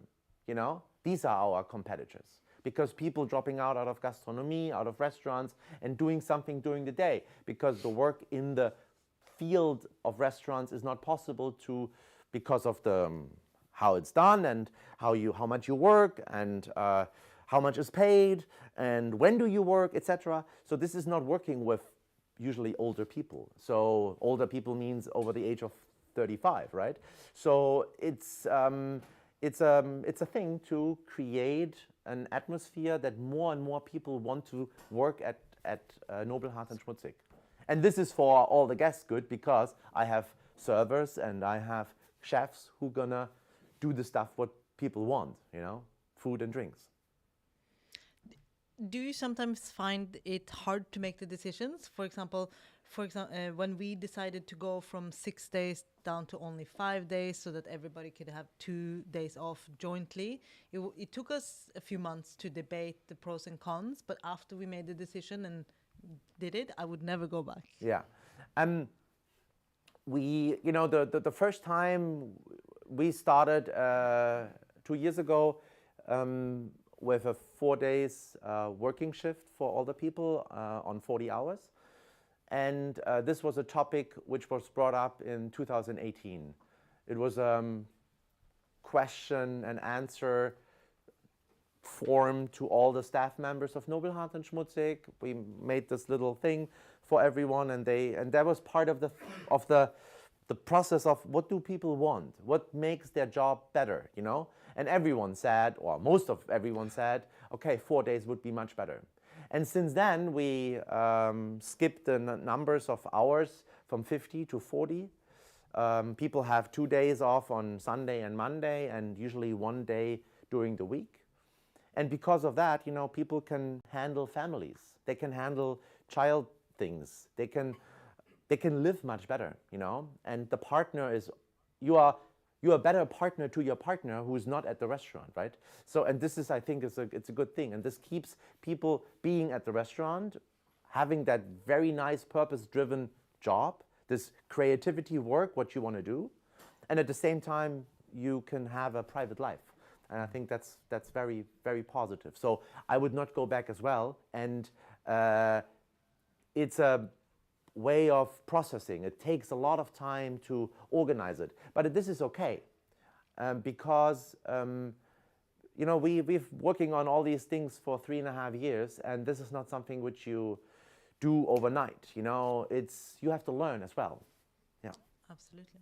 And it's also kind of ironic that within the profession that we're all in, that you're expected to be creative, you're expected to be gracious, you're expected to be hosting, but then if you're worried about your family, if you're worried about pay, if you're worried about your working contract and all of these things, it makes it impossible to invest all that energy into taking care of other people. Yeah, and creativity is best served when you've got a little bit of time to yourself to de-stress. If you're ticking boxes, it's near impossible to constantly be creative, right? And at the same time, you're absolutely right. But at the same time, this costs a lot of money. No? So we had to, since we changed everything, we have 4 people more in the staff. Obviously, this makes the menu what the menu costs. It's 175 during the week and 200 on the weekends, you know? And at the same time, you should let people know that you're doing all that, so that when they, you know, it's like buying a shirt and you're buying it from cotton from Greece or Portugal, and it's tailored in the Schwäbische Alb in Germany, you know, then you know you have a different work mentality behind that. Then you get your shirt from somewhere where it's really random at the end, you know. And it's the same thing with a restaurant visit, I think. Absolutely. And I think, I mean, I'm always the one that references books, but, you know, there's a book called Everybody Lies, where essentially using Google to prove that everybody lies, because everybody says they want free range this and natural this and blah, blah, blah. But then when they have to speak with their money, they go in, I don't know, I will say, because I live in the UK, Tesco and buy a £1 chicken. But a chicken cannot cost £1 if it is all of these things. But then, like, we need to look at the bigger picture, I think. So, but it's very interesting, for example, that you charge so different price in the week versus the weekend for the same menu. Like you fly to London before Christmas, probably the flight is also more expensive than on a random day during the week, or when you work in a hotel, you know, when there is New Year's. Probably it's double. Or there was 2 weeks ago in Berlin, there was the marathon. Then the rents for the rooms are 3 times as much. You know what I mean? So it's an supply on and weekend, demand, yeah. everyone, also the amateurs, wants to do a party, right? And then you need to charge them at the end because it makes the during the week also more accessible. You can keep people working not only 2 days for 4 days, you know, or 5 days. You know, you have a much more stable business, I would say. And also, when there are people in the city who are there for 3, 4, 5, 6, 7 days, they can use the cheaper stuff in the week. They don't need to come on the weekends. So it gives also the option from that view. And for me, I agree with you, and I agree with the practice. But I just have seen that this is a conversation that is becoming more and more frequent within our industry, and especially on the food side. I think in bars, we sometimes are a little bit more kind of restricted in the terms of time, because you can't say this is a licensing thing in many countries. Yeah. You can't say that, okay, so if you come at 7 a.m. on Monday, I'll sell you the beer cheaper. But who wants to drink? I want to make one point. It's not that I do the during the week cheaper. I do the weekends more expensive. I think that's a very important way of thinking. You know, it's not offering cheaper stuff on during the week. It's more when you have a high demand. Take on New Year's, 31st of December, everyone goes out, look at the menu, it's usually 20, 30, 40, 50% more, or they make you having a certain minimum consumption or whatever, because they need to make the money with that. Also, the staff wants more money if they work on New Year's. It's a circle. So I think that's very important. So it's not about making during the week cheaper. It's more about making where you have really high demand, making it more expensive. Yeah, it's about real estate. Like, I'll never forget, I went and had drinks in the Nomad Hotel in New York, and I sat down. I was there for a few hours, and I was meeting different people coming in and out. And someone sat on a coffee, an empty coffee in one of the busiest spots ever for like 3 hours. And I felt so guilty. I bought drinks for them as I left, just so that someone was paying for the use of that space, if that makes sense. It drove me crazy. But yeah, that's, anyway, my little addition. And so I have a different question, because unless someone wants to expand on this topic, but you also made the decision to not, I don't know actually if this is true or not, so this is the question. Did you make a decision not to allow people to take photos and these kind of things during the meal and focus on being present in the now? That's correct. And how was that received? Like, I think that's a very nice environment to be in, both from a working perspective, but also as a guest, because it kind of frees you up to enjoy what you're experiencing. But has anyone questioned it? All the time. But this is okay, you know. We are here in Berlin, and Berlin is known for parties quite a bit, also very extended parties with maybe illegal substances. So people use that opportunity, and in most places in Berlin, your phone, when you have it, gets a sticker on the camera. So if you go out, it's a completely normal thing, because at the end you're feeling free and you're feeling not be surveillanced all the time, right? Especially if you run out naked, or if you're giving a blowjob someone on the dance floor, you know, that thing can happen, you know. So knowing this in Berlin, we decided very clear that we don't tape the phones, but we said we're offering guests the idea of not making pictures all the time, you know. If they drink something really well, they can make a picture of the bottle.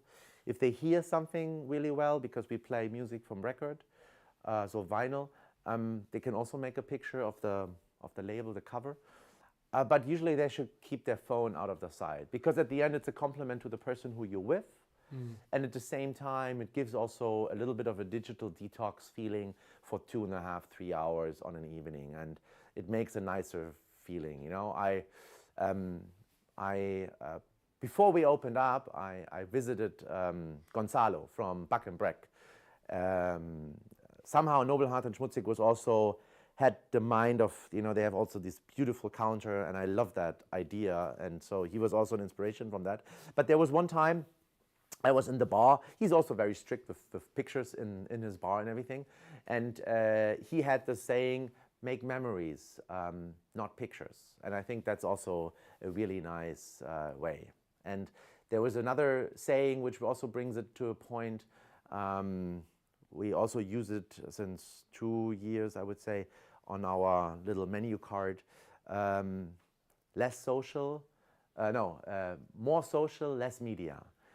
I think that's also a big thing, especially if you are with a person and you're really having a good time with him or her and doing something nice. And I think that keep the phone out of the sight, I think, yeah. But at the same time, there's a lot of people really who don't understand that, or they ask me, don't you want me to make social media for you that I can attract to my followers? I think, no, I don't want that. I want you to sit here, eat and drink, get a little bit drunk if you want to, and having a good time, but don't work for me. No, so it's a philosophy point, I think, yeah. So with that, let's ask any questions from the room. And you can check any questions from the stream. I've just got people saying this is an amazing talk. I agree. Compliments. Question. Got a question? Hello. First of all, thank you very much for this very interesting presentation you just showed us. I think as the owner of a restaurant, bar, or whatever, the most important point I was very interested in your presentation was, I don't care about my customers. I want to educate them. But still, we have to think about it. What I'm interested in, when you started Nobelhart and Schmutzig, what's the concept at the beginning? I will be one of the best restaurants here in Berlin. I can do it with my guests, because in the end, the customers comes to us. They pay your payment. They pay for your colleagues. The loan. Sorry, I forgot. Salary. Salary. Thank you very much. I mean, this is like an independency we have. Of course, I would like to educate them. They have to behave in my restaurants. They have to behave in my bar. But at the same time, their money is the thing that keep me alive, my family alive. The salary is from my colleagues and everything. How you do that? I mean, did it at the beginning, the whole time at the beginning? Hey, we will be one of the best restaurants in Berlin. We can have this situation, or we want to be in a situation that I can educate my customers now. Thanks for the question. At the end, you should know, on Google, we are restaurant number 3.7. So on that part, we are really not one of the best restaurants in Berlin, maybe one of the worst at the end, I don't know. But at the same time, it's like going to a theater and taking a new interpretation of an old piece. You really like it or you really hate it, And for me, this is okay, that people have an emotion when they leave Nobelhart and Schmutzig. I obviously aim also for a business reason that people really like it and really come back. But at the same time, that's not my first drive for the topic. My first drive is always, how do I work? How does it feel for our staff? How does it make sense? Can I organize it? Is it practical? And I think that's more important for me, and then to see what the customers really like. Because at the end, we have a restaurant where people gonna come. They will come and they want the show of what we do. They don't expect us to serve a gin and tonic as they know it from many other places. But I totally understand that there are restaurants, for instance here, Soho House, you need to maybe do something for your customers because you need to have them in focus. But at the end, with Nobelhart and Schmutzig, we have only 40 seats. I don't need so much as if I would have 200 seats. You know what I mean? It's a way of, and we are here in Berlin and not in Castrop-Rauxel or in Konstanz, in the in the landscape of Germany. So yeah. And I think also sometimes it can be an advantage, because it's been a lot of talk recently about bars and restaurants being kind of the third space where people are spending time when they are not at home, not at work, and kind of identifying with the values of that space and that brand or the people that they are surrounding themselves with is becoming more and more important. That's why, for example, you see that today, when there's so much competition amongst bars and restaurants, people go to the places where they feel that it's a shared value, it's a shared opinion, it's a shared mindset. So having an opinion is much better than having no opinion. You want to spend time with like-minded people in an environment of like-minded people, right? Exactly. Can I ask a question? Sure. I'm going to go back to something you said at the beginning. So if I bring this guy up, I'm not going to try, but what did that say? Because you said it in German, but then you said Get absolutely drunk right. and I eat see. yourself fat, but keep your mouth shut about politics. Perfect. Thank you. Okay. I didn't see the small text. Yeah, that's it's the Kleingedrucktes, the little ones, you know, at the end. I feel like it's an old saying from Berlin, from Georg Grosch, an artist, and it's in German. It also is a rhyme, so it has a certain sound and everything, and yeah. Yeah, very cool. I like the sausage and the very Yeah, old it's German so writing. So no, yeah. All right. So with that, I think it's time. What? Did we get all the questions? Was there more questions? No, everyone's okay. I think. Okay. Sorry, I thought I seen a hand up. Cut for a break. Yep. And reset, and we will be back in 15 minutes. 14 minutes and 33 seconds. 12 minutes. 12 Thank minutes. you. 12 minutes, sorry. Thank you.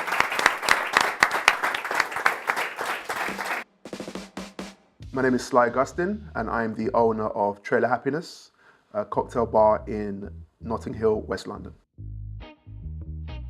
You know, it's quite a unique bar in the sense that it's a little bit dive bar, it's a little bit high-end bar, it's a little bit club bar. It's just that perfect mix that means that absolutely everybody can enjoy themselves here and everybody's welcome.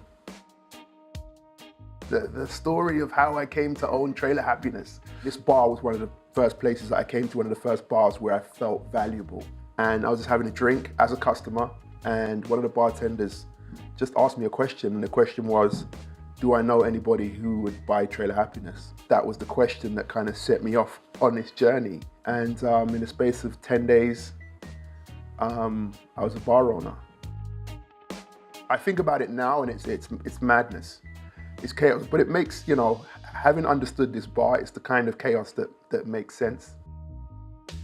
I think that there are pluses and minuses to taking over an established business. One of the pluses is obviously a lot of the work, the groundwork has been done. There are things in place that you don't have to think about, they're already there. The downside is you don't understand why anything's there, and you don't understand if it needs to be there. Can I change it? Like if I move that brick, does the whole thing collapse? It took me quite a bit of time to really understand what are the key elements that make trailer and what are the things that are interchangeable and not that important. But when COVID happened, it was a real kind of awakening, I think, and a real realization of exactly what my position and what my responsibility is for this business. And I thought I learned valuable lessons, but the lessons had just begun because obviously, you know, a year later, the whole bar flooded.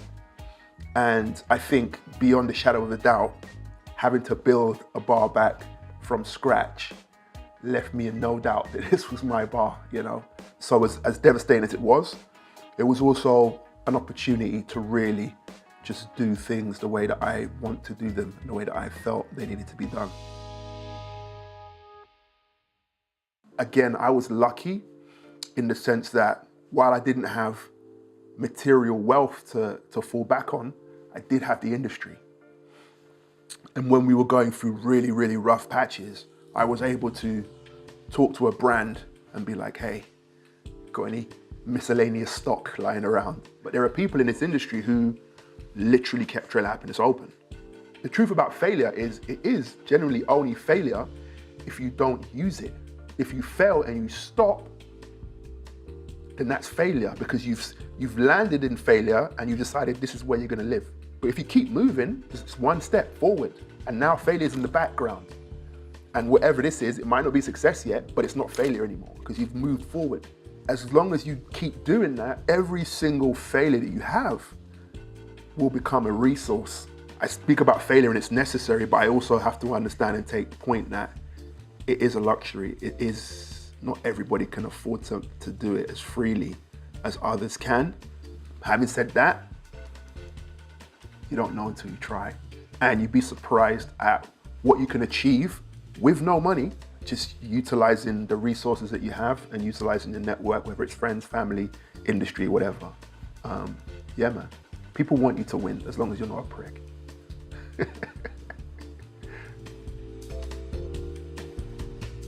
Great thing about my journey as a bar owner is just the amount of mistakes that I've made. I understand where all the edges are because I've been to every corner, you know, positive, negative, wasteful, bad choices, good choices. I can speak quite well on the pitfalls that are inevitable. The main things that you need, I would say, is partnership. You need somebody to grow with. For me, I've had the benefit of working with some incredibly talented bartenders, but ultimately, I've never really had a strong partnership. And so I've had to rely and lean on my friends in the industry. You need that partnership because again, you can get lost in the minutia. When you own a bar, there's so many small things happening all the time that you could lose. It's very easy to lose perspective and to miss really important things because there are going to be a lot of moments that are going to require you to step back. And if you are unable to because you're constantly in service, it's going to make everything super, super difficult. One of the things you need to understand is the minute you own a bar, you owe at least 15 people money. You know, like you just immediately owe money to all sorts of industries and bodies of government that you didn't even know existed. The drinks, the cocktail menu, the pouring deals, you know, these are just one small element of it. Your staff, your team, incredibly important. Hire people based on personality and ambition. Experience is great, you need it, but also you really want to try and find people who are electric, who are energetic, who bring energy. You know, a bar is a living organism. You know, it's alive and you need to nourish it with energy. And your team are the lifeblood of your bar. So definitely look to build a team that offers you something that you don't currently have.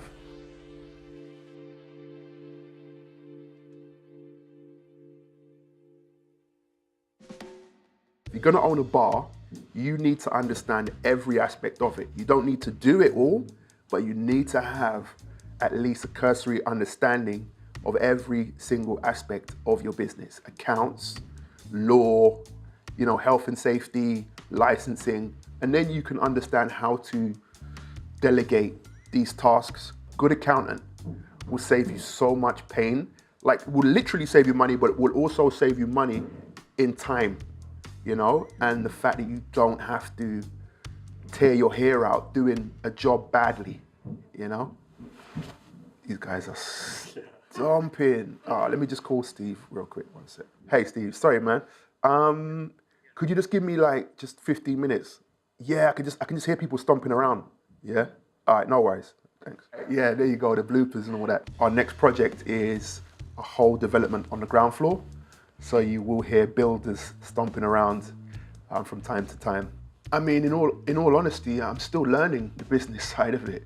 For instance, for the longest time, this bar, capacity of 110 people. Your brain says you want 110 people here, if you can, as much as you can, right? Because people equal money. But what we found during COVID was actually that's not the case. What you want is a certain number of people that you can still provide your best version of service to. You provide the best version of service to less people, those people will stay longer, they'll buy more drinks. You end up making the same, if not more money, with less people, and those people have a better time and they come back. As a bar owner, success is being open. You know, the fact that I can come and open those doors and trade and serve feels like success. We can fix, we can improve all other aspects as long as we're open, as long as we're still trading. So to anybody wanting to start their own business, their own brand, their own bar, I'd absolutely say do it, 100%. And not because I think everybody will succeed, but because you will learn so much about yourself, because you might try it and go, actually, I absolutely hate this, you know, but that's a better scenario than always wondering what if. Go over there, try that thing, and hopefully you're successful and hopefully you like it. And if you don't, well, you can just chalk that one off and go and look at the next thing. The one thing that I wish I knew someone had told me before I bought the bar, right? I think the one thing would probably be to relax a little bit, you know, and to be aware of the small stuff and correct it, but don't freak out because there's so many more disappointments to come. You know, when I bought this bar and I spent all of my, you know, life savings, I didn't calculate all of the additional costs, solicitors fees and this fees and everything else. And the week before opening, you know, it was like, okay, great. Now, where's the stock? And all of a sudden you're like, oh, that's right. A bar needs stock, right? But we found it. We figured it out. You know, I got another small loan and we did that thing. I didn't wait. I made mistakes and it, honestly, best decision I ever made.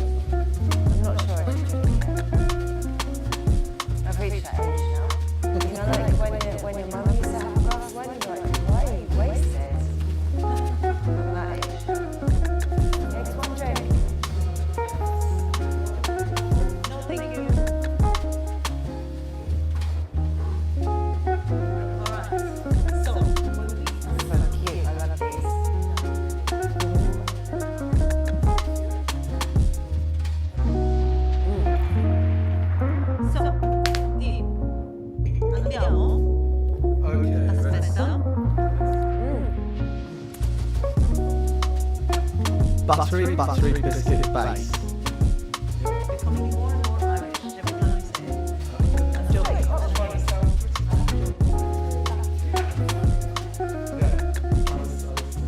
Let's go on.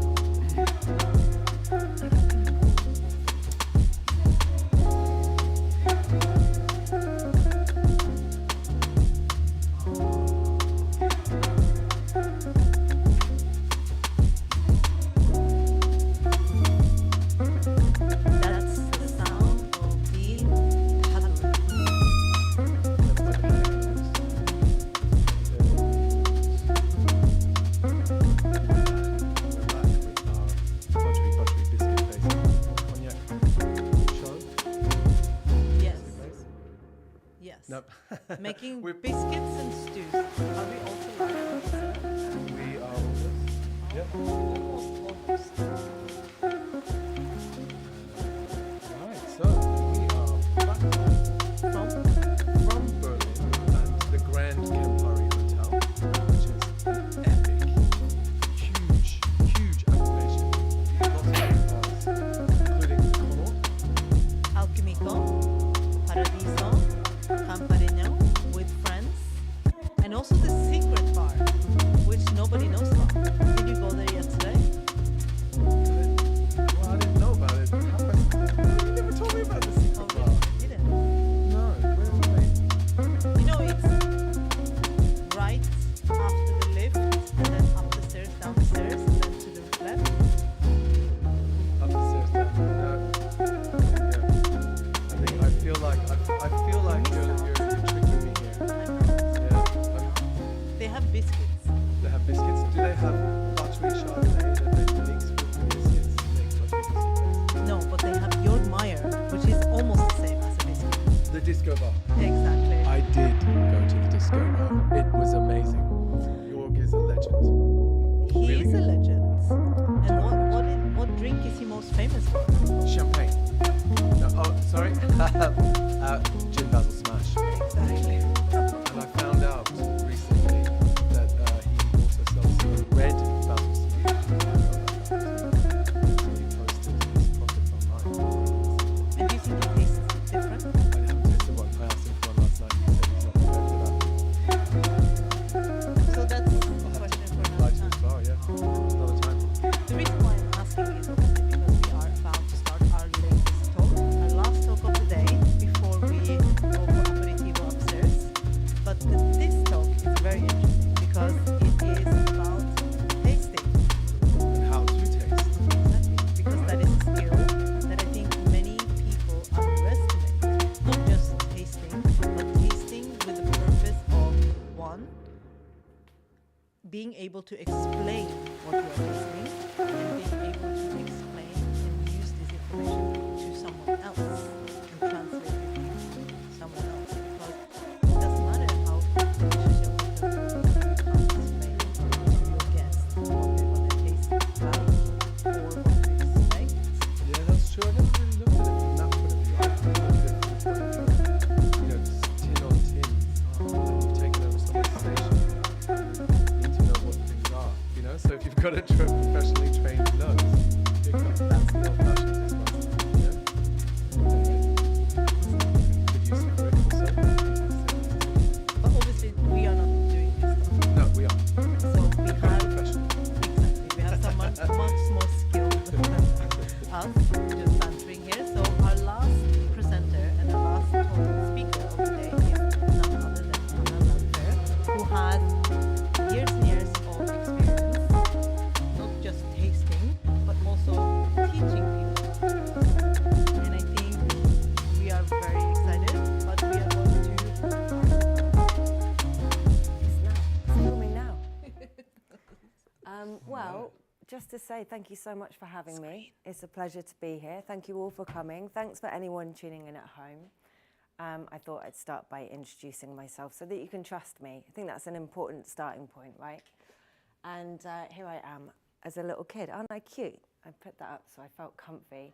I'm from a tiny little fishing village in the southwest coast of Cornwall, and I got thrown out of college because I wasn't going very much. I didn't enjoy it. And so they kicked me out, and I moved up to London, and the hospitality industry was this incredible job for me. It provided me with family, friends, and all of this ability to learn and form a career that really became something fantastic. I got to travel the world, own a business. It's been all right. And I'm very passionate about sharing the things that I learned with other people, because I think all of us have got, something that we've learned that we can share. All you need is a good smile and a can-do attitude, and you can join the hospitality industry too. Now, I'm very passionate about spirits education, and like Dean, I worked at a bar called Milk and Honey many years ago, and our education program was exceptional. I was just a snotty 20-something kid, like everybody there, but of the sort of 50 bartenders in that group at the time, all of them are still in the industry and they're at the top, and I put that down to the education program. So I really do believe in this, and I think understanding spirits is vital, because if someone walks into your bar and they want to have, I don't know, an old-fashioned, are you just going to give them the spirit from the well, or do you have the mastery of all of the spirits behind you to be able to really recommend something, or even understand how the flavor profile of these spirits might work with different cocktails for different purposes? So I think it's a really important skill. I think it's one that we really don't focus on enough. And I thought I'd just chuck in that I'm a Prince fan, because I'm more than just a spirits person, you know. I've got a personality too. We're getting to know one another. You got to know me. So here's the thing. Bartenders do already have excellent palates. We spend our whole careers learning how to balance flavor, whether it's sweet, sour, bitter. We're very good at that. But when it comes to spirits, it's far more complex than just discerning balance and being able to fit different tastes together. Now we're working with aroma, we're working with texture, we're working with length, and there's so much in the production of spirits that can complicate matters. And we don't really ever get taught how to taste. If you compare, say, wine education, people are learning to taste all the time in a very measured way. We don't really have the same approach. One of the problems with spirits that can make it very difficult is that spirits producers can use little tricks to improve things, whether it's a dash of sweetness or perhaps some colour. There's things that they can do to improve spirits that might mean that your perception of them is then slightly altered. And so what I think is important is that we learn how to see through some of those tricks, and we can really identify quality. Now, bartenders are very often called upon to judge spirits. You know, we get asked to perhaps do IWSC or different spirits competitions where your palate and your ability to taste is put to the test. But if we don't learn and train ourselves how to taste, then can we really be accurate? Can we really tell quality? Now, I do believe it's a must for us in our industry to learn how to taste with accuracy. And so why we're here today is really to share some tips and tricks about how to do this and how to do it well. But I thought I'd start with a story, because who doesn't love a story? And this story is one that really has been told and retold in many different countries. It reappears in many guises, and it is a story of the emperor's new clothes. And it's a good children's story. You've all heard it before, right? Getting some nodding here. And there's a very vain emperor who lives in a city. These two absolute ruffians come to town, and they've managed to persuade this emperor that they can make him the finest clothes that have ever been worn by a human. But there's a trick to it, and that is that if you are stupid, then you won't be able to see the fine clothes. And the emperor weighs it up, and he's like, well, everyone's going to see how wonderful I look. And he doesn't really think it through, but he says yes. And so these two ruffians go away, and they haven't got anything to make any clothes out of at all. So they take this imaginary coat to him, and they put it on, and they're like, oh, you look amazing. You look dazzling. You look magnificent. And the guy is like, oh, that's so great. But he can't see the coat, and he realizes that maybe he is the stupid one because he can't see, and he's too vain to acknowledge that he can't see it. Now, here's the moral of the story. Not everything that goes in a wonderful glass decanter is worthy of that decanter. And if you take away labels, and if you take away all of the other things that you might know, like the reputation of that brand, all you're left with is that spirit in the glass. And it's about you and your ability to discern whether it's good quality or not. So I think it's very important that we understand in a systematic way, analytically, how to assess these spirits. So with that, just sort of chuck in a picture of a cute little elephant. No, I put it there for a reason. So elephants are able to smell aromas of water from 11 miles away, and water doesn't really smell of anything, so I think that's amazing. And I thought it would give us an opportunity to explore. Dean loves this cute little elephant, by the way. I can see his face. He's like, oh my gosh. I thought it was important to explore why we even have noses at all, because if you think about it, they're very strange. If you didn't have a nose, we'd think that was even stranger, but what really are they there for? They stick out of our faces. You've got two nostrils. What's the point in this? Well, they're there for two reasons, really. One of them is so that we can sniff food and decide whether it's good to eat or whether it's bad to eat. And the other one is to sniff out sexy people and decide whether they are going to smell nice and if we want to get romantic with them. That's the whole point of our sense of smell. Humans aren't that great at smelling compared to many of the creatures found in nature. Oh gosh, that elephant's just so cute. We need to move on or I'll get stuck looking at it. Now, here's a bit that we are really good at as bartenders, and that is tastes. And I think sometimes, not all of us has separated this idea of aroma and taste. But the two things together are what make up flavour, especially if we then include texture. The tastes, you'll know, sweet, savoury, bitter, spice, umami. Now these can enhance one another. And we can also then mix them together, perhaps enhancing, perhaps balancing. This is essentially what we do in cocktails. And I put up a picture of a jungle bird, because it's my favourite cocktail. I think I can reliably say that. Maybe Marti. No, let's go with jungle birds. And the cocktail's so great because it mixes all of those things. And I think that's why it works so well. It's got sweet, it's got sour, it's got bitter, maybe not so much savoury. But anyway, it really does balance very, very nicely. One sip and you keep going back for more and more and more. But the problem with this is that it doesn't really get us very far with spirits, because spirits don't really have many of the tastes in them. They are, after all, distillates, and distillates are essentially aromas that, or perhaps compounds that are volatile, that when we heat a liquid and we start to boil it, to distill it, they are what will turn to vapor. And many of these flavors, or tastes as I should call them, they're not volatile and they don't come over. Sweetness is only there if you add it, if you add sugar after distillation. Perhaps you might get sweet aromas like vanilla from cask maturation, but it isn't actually a taste, it's just an aroma, a sweet smell.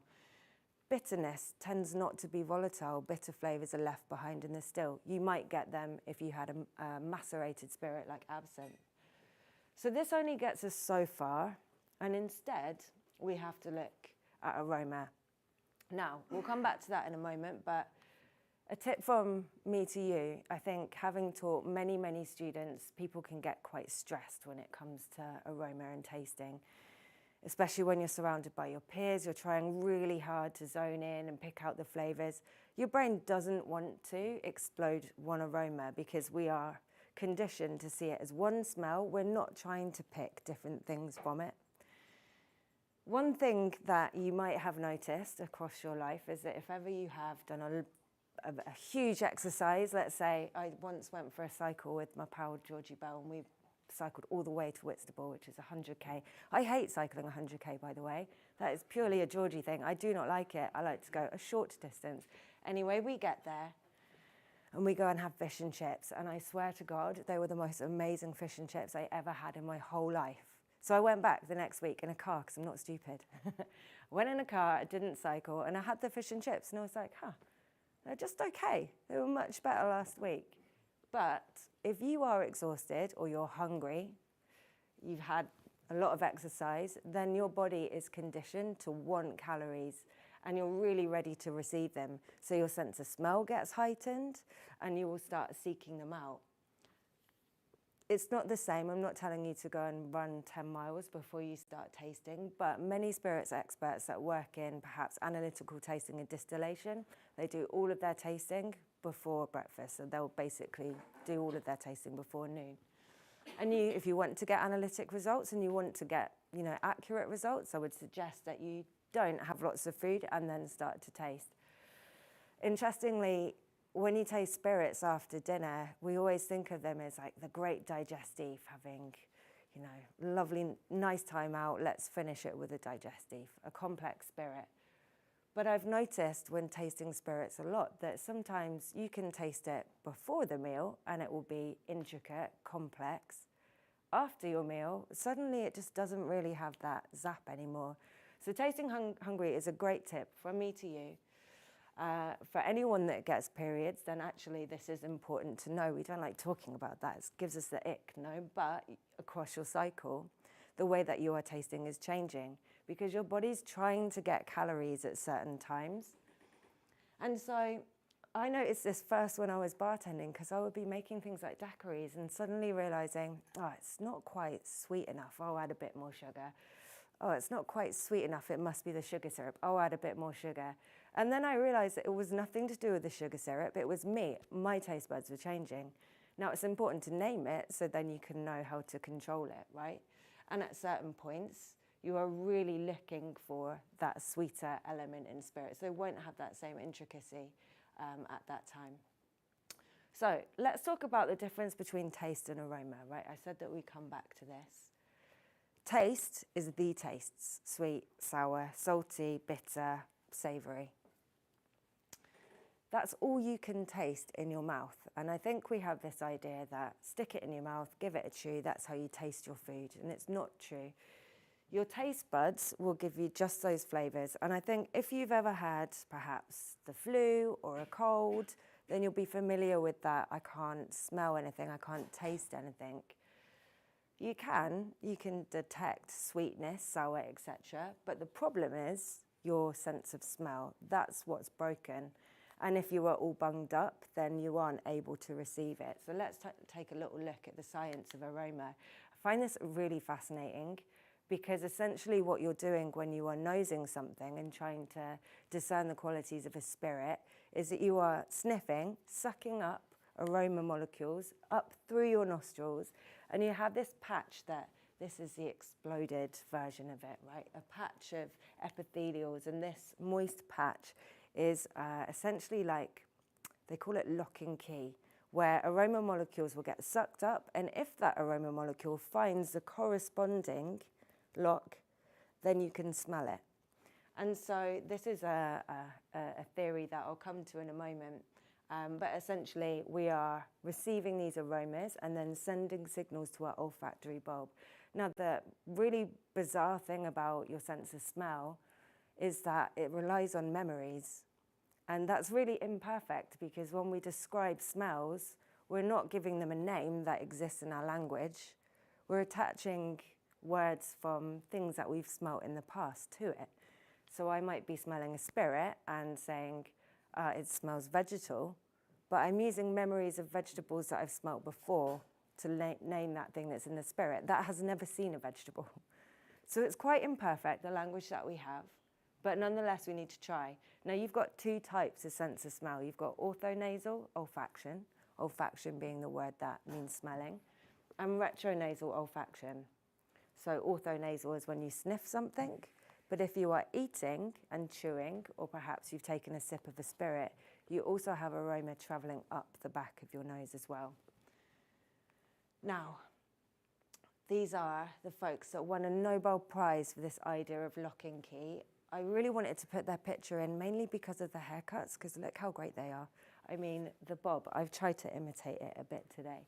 But this is Richard Axel and Linda Buck, and they won a Nobel Prize because we don't really know very much about aroma for this idea that your sense of smell is really about having a receptor that is a particular shape, and then a specific molecule can fit in that receptor. So if the sense of smell is, or if the aroma is something that is a similar shape molecularly, then you will be able to smell it with that receptor. Now, all of us have got that ability to smell. And so often I've encountered students that are like, I can't smell, I can't do it, I can't get what other people are nosing. And to all of them, relax, I would say, but know that this is a muscle and you have to learn by trying. And just as you would never walk into a gym and try and pick up 100 kilos and hold it over your head, that would be a mad thing to do. So too, I don't think anyone should expect to come to nosing spirits being able to just do it naturally. It is, at the end of the day, possible to not have a sense of smell. And this is something called anosmia. For those of you that are too young and don't know who Michael Hutchence is, I weep for you. You have work to do. You need to go away and listen to some In Excess, okay? Very good band. But Michael Hutchence had a moment in his life where things started to really go south for him. And there's conjecture that the reason why he died was not because of this spiral of drug taking that happened in his life, which I guess can happen to famous musicians, but actually boiled down to an incident that happened in Copenhagen where he was punched in the back of the head. Now, that punch was from, I think, a security guard at a nightclub, and it severed the neurons that are taking your sense of smell from your nose to your brain. And having anosmia is a really terrible condition that can be debilitating in terms of depression, because unlike other senses, if you were to lose your sight, that day that you lost it would be the worst day. But every day after that, you'd be improving, you'd be learning how to live with that disability. In the case of your sense of smell, the day that it happened, you wouldn't really struggle with it so much. You'd be like, boff, can't smell anything, shame.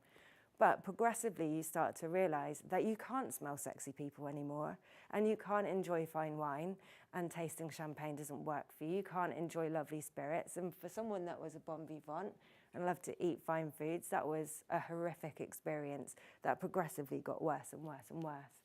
Now, I'm happy to tell you that it's not necessarily a very common issue. They do say that 3% of people in the US might be asthmatic. But for the rest of you, it said that humans can smell up to 1 trillion different aromas, which is indescribable numbers of smells.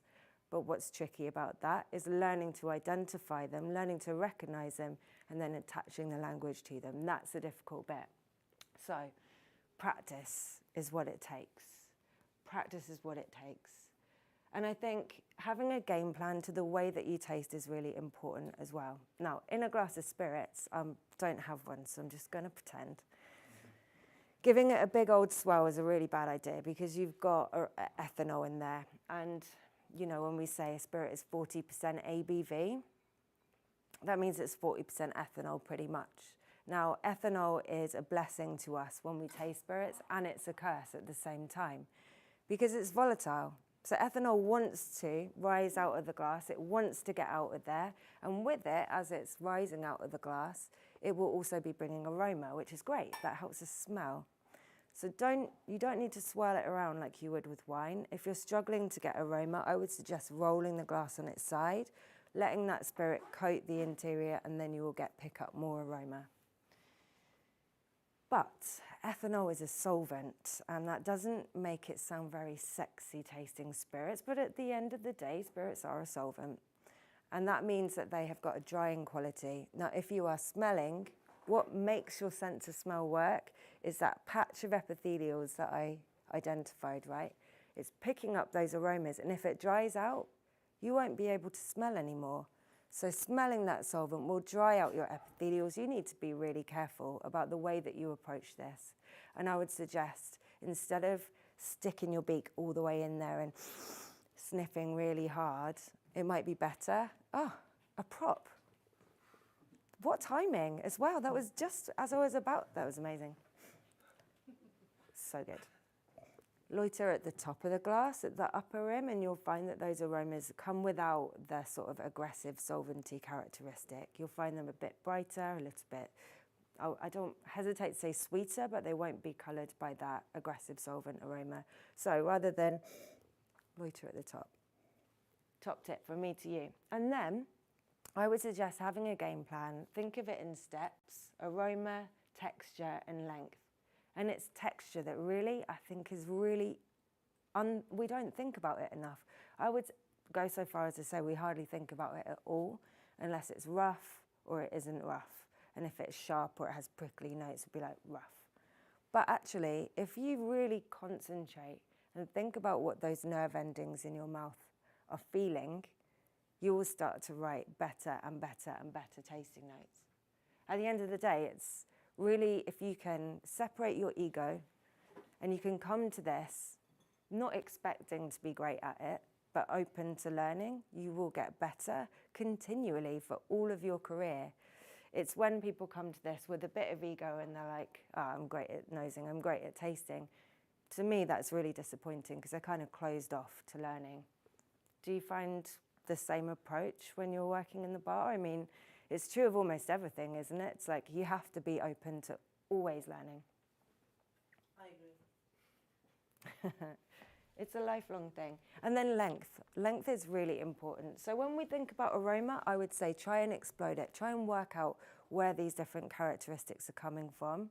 If you're getting one whole thing, try and explode it into different parts. For example, fruit cake, that would be spice, dried fruits of different kinds, perhaps brown sugar. You can get a lot more out of it if you try and really be analytical, pick it apart.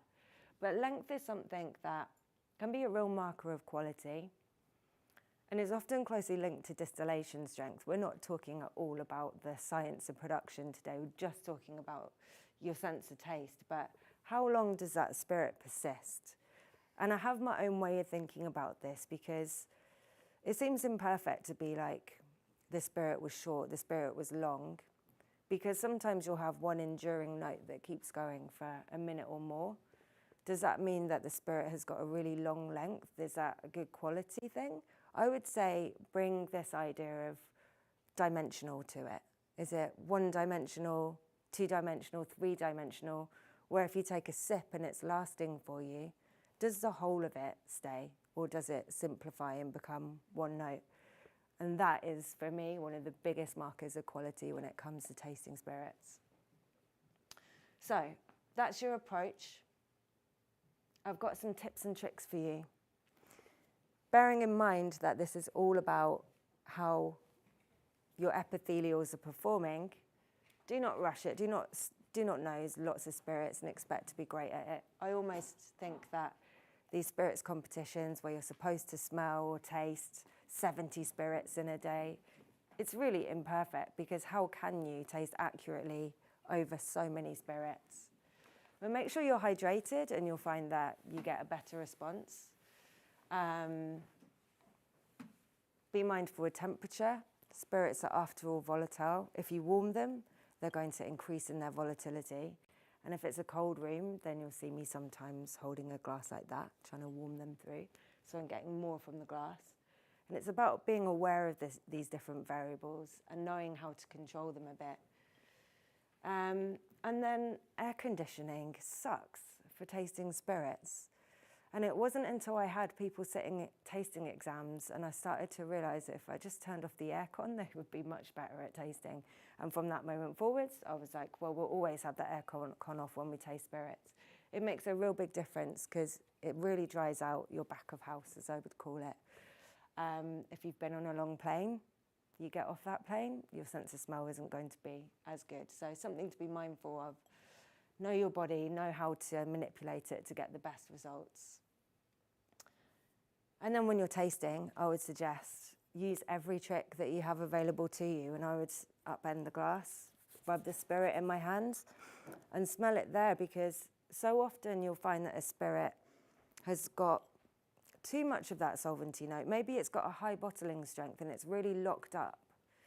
If I pour a bit in my hands, the alcohol evaporates off, and then I might get a different aroma, a different note. Plus, putting it in my hands allows me to then feel if anything's been added. And I might be able to tell, is that texture, the oiliness of a pot distilled spirit that has had a long maturation and it's become really intense in its texture? Or has it just had sugar added, which totally imitates the same effect? So touching it will help. Okay, what is my next tip and trick? Arnold, be muscly. It's great for tasting. No, it's about the strength of the spirit.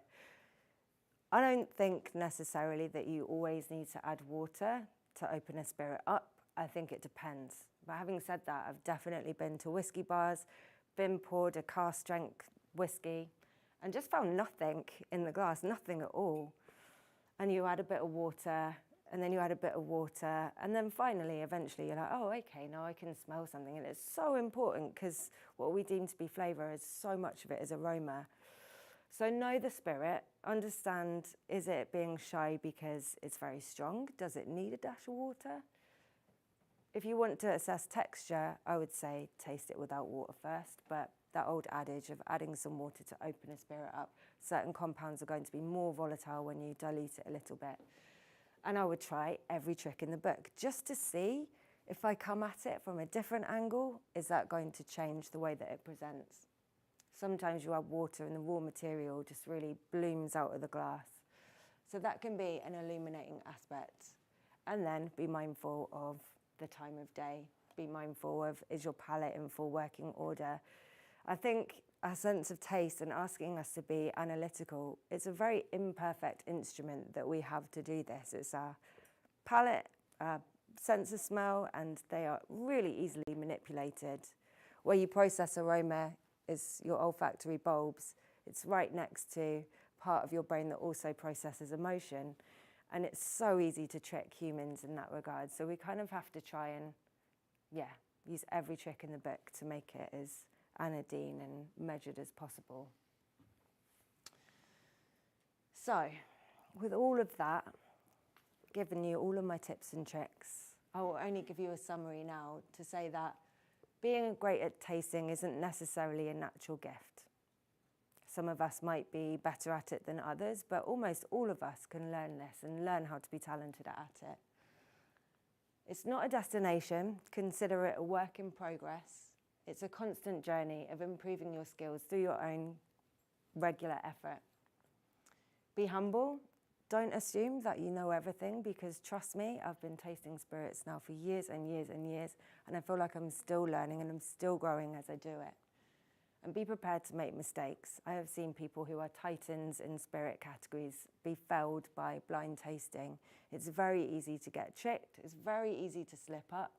I'm not going to be cruel and point out any examples, but there are countless spirits competitions where you look at the results and you're like, geez, that's the winner? But not all of us have learned how to tell the difference between sugar additions and the texture of the distillate. So it is easy to be tricked. And practice. And you will keep getting better. So that is my tips and tricks. Thank you for coming. If you have any questions, fire them at me. I think let's take the roll up our sleeve. We always have questions. That was amazing, Hannah. Thank you so much. Pleasure. I think, yes, it is a topic that should be discussed more, because certainly we're kind of the same generation bartenders, I think, most of us. And back when I started bartending, we used to have weekly blind tastings, not necessarily as a competitive element or anything, but you had to taste 5 spirits blind and say what it was. Not because of you have to learn, get 5 out of 5, but you have to learn to get that gut feeling, so that when someone tells you something and you're like, hold on. But this is not so common anymore. Is it Anvil in Houston? Bobby? Yeah, Bobby Hugel's bar in Houston. They do a bartender exam where you have to taste through 50 spirits and get them right. And that's as you said, identifying what they are specifically. You have to get all 50 correct. You can't make a mistake. Then you pass, yeah. I mean, it's a challenge. I don't know. Maybe you can make a mistake. I don't know. I didn't do it. But. Well, tasting is on one side, tasting is a little bit subjective, right? If it's good or bad, if you like it or not. But certain elements of tasting is not subjective whatsoever, because there's a right and wrong. If you taste the tequila, there's certain elements of what to expect, right? And being unable to recognize that is a disadvantage for a bartender, because how will you know which spirit to put inside a cocktail if you don't understand the characteristics of and you've got to constantly go back and retaste things as well, because your palate changes. Your memory of something might be like, that was amazing, and then you taste it now, and it's not so much that it has changed, it's just that you've changed and experienced more flavors. I find anyway.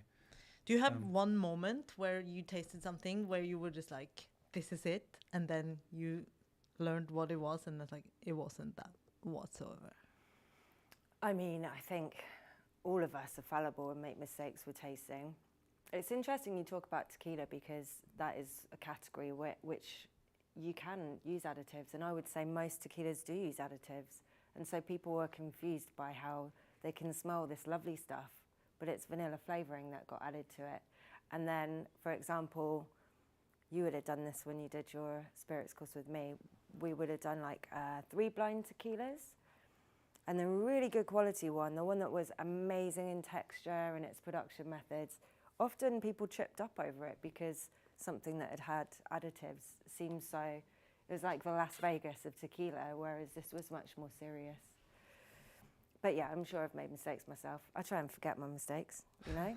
Like a night out that you would rather put to one side. Oh, forgot about it, don't remember.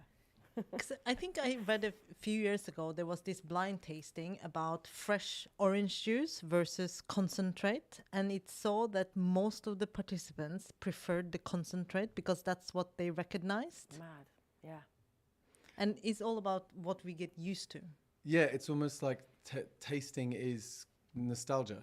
Like you're kicking into memory and feeling. So you're constantly drawing up old things. So if you're used to something and you consistently get it, and you've got a good experience around it, you know, like breakfast time is amazing, and I always associate orange juice with breakfast time. So I've got certain feelings about it, but it might be that connects people to lesser orange juice, the better experiences that they've had having had it. Does that make sense? Well, there's like experiences of people tasting gin and tonics as well, and the ones that are the most familiar are the ones that come out as the best, because you attach, and it's an emotion, isn't it? It's like, that's familiar. I remember drinking that with my auntie or whatever it is. And so, for example, do you see that when people come when you do trainings, when people come in from a wine side versus coming from a bar side, do they have different expectations but also different rhetorics? 100%. Yeah, because people that are really accustomed to tasting wine will be really florid with the way that they describe things. You know, they'll use all kinds of language, all sorts of fruits, all sorts of flowers. They're really specific. And then spirits folk tend to be a bit more boxed in. But then what bartenders have that the wine folk don't have is a really strong understanding of spirits. You know, they can recognize them. And at the end of the day, recognizing the spirit category is really helpful, because then you know what it was made from, how, you know, what could be there. So you have a starting point. It's almost like having a map, not a great map, but at least a starting point of a map. And then it's easier to feel your way around. So I find that with a lot of experience now, tasting a spirit is like, right, I've got that baseline of I know roughly what it is, and then you work from there. But yeah, I did do spirits courses for wine people a lot, because it used to be part of the WSET diploma, and it was wild, that difference in the way that we think. And also how sometimes you can do the wine tastings and just by smelling. I mean, it's ironic that it's called tasting when it's just smelling, but you can't really apply the same thing with a spirit. It's my opinion, only because if you only know the spirit, there are some spirits that are very easy to mix up. Yeah, you can easily get mixed up. I've got a question coming in from online. Is that all right? It's from Alban. You mentioned the sense of smell is a muscle, but how do I create a plan for improving my sense of smell? Yeah, let's say that was definitely an analogy. Don't take away that it's an actual muscle. Like, trying to flex my sense of smell. I think it's really setting yourself some tests. And for example, when I worked at Milk and Honey with junior bartenders, I would often get different spirits together, put them down in front of them, and we would work through them. So for me, things like spotting rye grain was something that I had struggled to do. I wanted to understand it. So I taste a rye vodka, we taste a bourbon that was high in rye, we taste 100% malted rye whiskey, and, you know, really try and spot the continuity between them. Continuity? There you go. So different things like that, you know, you can set yourself challenges. And I remember I worked with Angus Winchester once, and this is a really sneaky move, actually. He gave me 2 glasses that had the same spirit in them and was like, taste them. And the object was to show you that your sense of smell is so fallible by what someone else is trying to indicate to you. Like, oh yeah, these are 2 different things. And you are you're searching for a difference between them. And if you are searching for a difference between them, you're probably going to find them. So I think just setting yourself little challenges, constantly be tasting the back bar. I think I'm not advocating for depleting your stock or drinking it on shift, but tasting constantly is really important. And if you don't know how to describe the difference between your Woodford Reserve and your Wild Turkey, put them side by side and taste through them, try and understand them, try and put into words why they're different. And it's really exploring that language. And I think I'm kind of through the other side of teaching about spirits in a very, very structured way. But there's something quite valuable to trying to spot the qualities of what came from, what it's made from, the raw material, what could be created by the fermentation, what could be coming from the cask, and trying to break it down so that when you do then start tasting completely blind, you've got an idea of where these aromas and flavours are coming from. And it's so complex. Like you start adding maturation and age and time in cask. It's just a really fascinating thing to get good at. You know, you're constantly learning, and I love that for it. Love it for that. I've got a quick question, and it's related to actually physically tasting. So, if you're pouring a spirit into a tasting glass, how long would you let it sit there? Because I used to, do tastings, and I'd pour it and let it sit, 7 or 8 minutes. When you compare that to a freshly poured spirit, they almost nose and taste completely different. Yeah, I actually meant to talk about that, so I'm glad that you asked. They do really change in the glass. They do really change in the glass. And some spirits will deplete where they started off really vibrant, really energetic, had a certain selection of aromas, and then you go back to them half an hour later and it's all gone. But others will retain that and keep that intensity, keep that 3D quality. And there isn't a simple answer. I can't say every time you taste, do exactly this. But I think being aware of how a spirit might dissipate, or if it just needs to open up. Like sometimes you put your nose in there and you realise you're getting nothing, give it 10 minutes, come back to it in a quarter of an hour. And it's not really a regimen, it's more just getting a feel for what could be going wrong for you and then a plan of how to improve the situation. And I think didn't also answer, did I? Just you like did. sidestepped Yeah, you it. did. Yeah. No, you said just. But basically, everything's practice. You want to get good at something, you got to keep practicing it, and get a feel for it. If is Kevin in here? He's the most organised person. He'd probably take notes. Yeah, Kev. But also, I think it's for a lot of bartenders, it's just very useful to understand how a tasting can be led. In the sense of how it can be manipulated, what you come out thinking afterwards, using either temperature, either like the order of where you're tasting, all these tips and tricks that we've all experienced. And if you're a brand ambassador and you're doing a comparative tasting with your product against someone else's product, pour yours about 8 to 10 minutes before you pour the other product.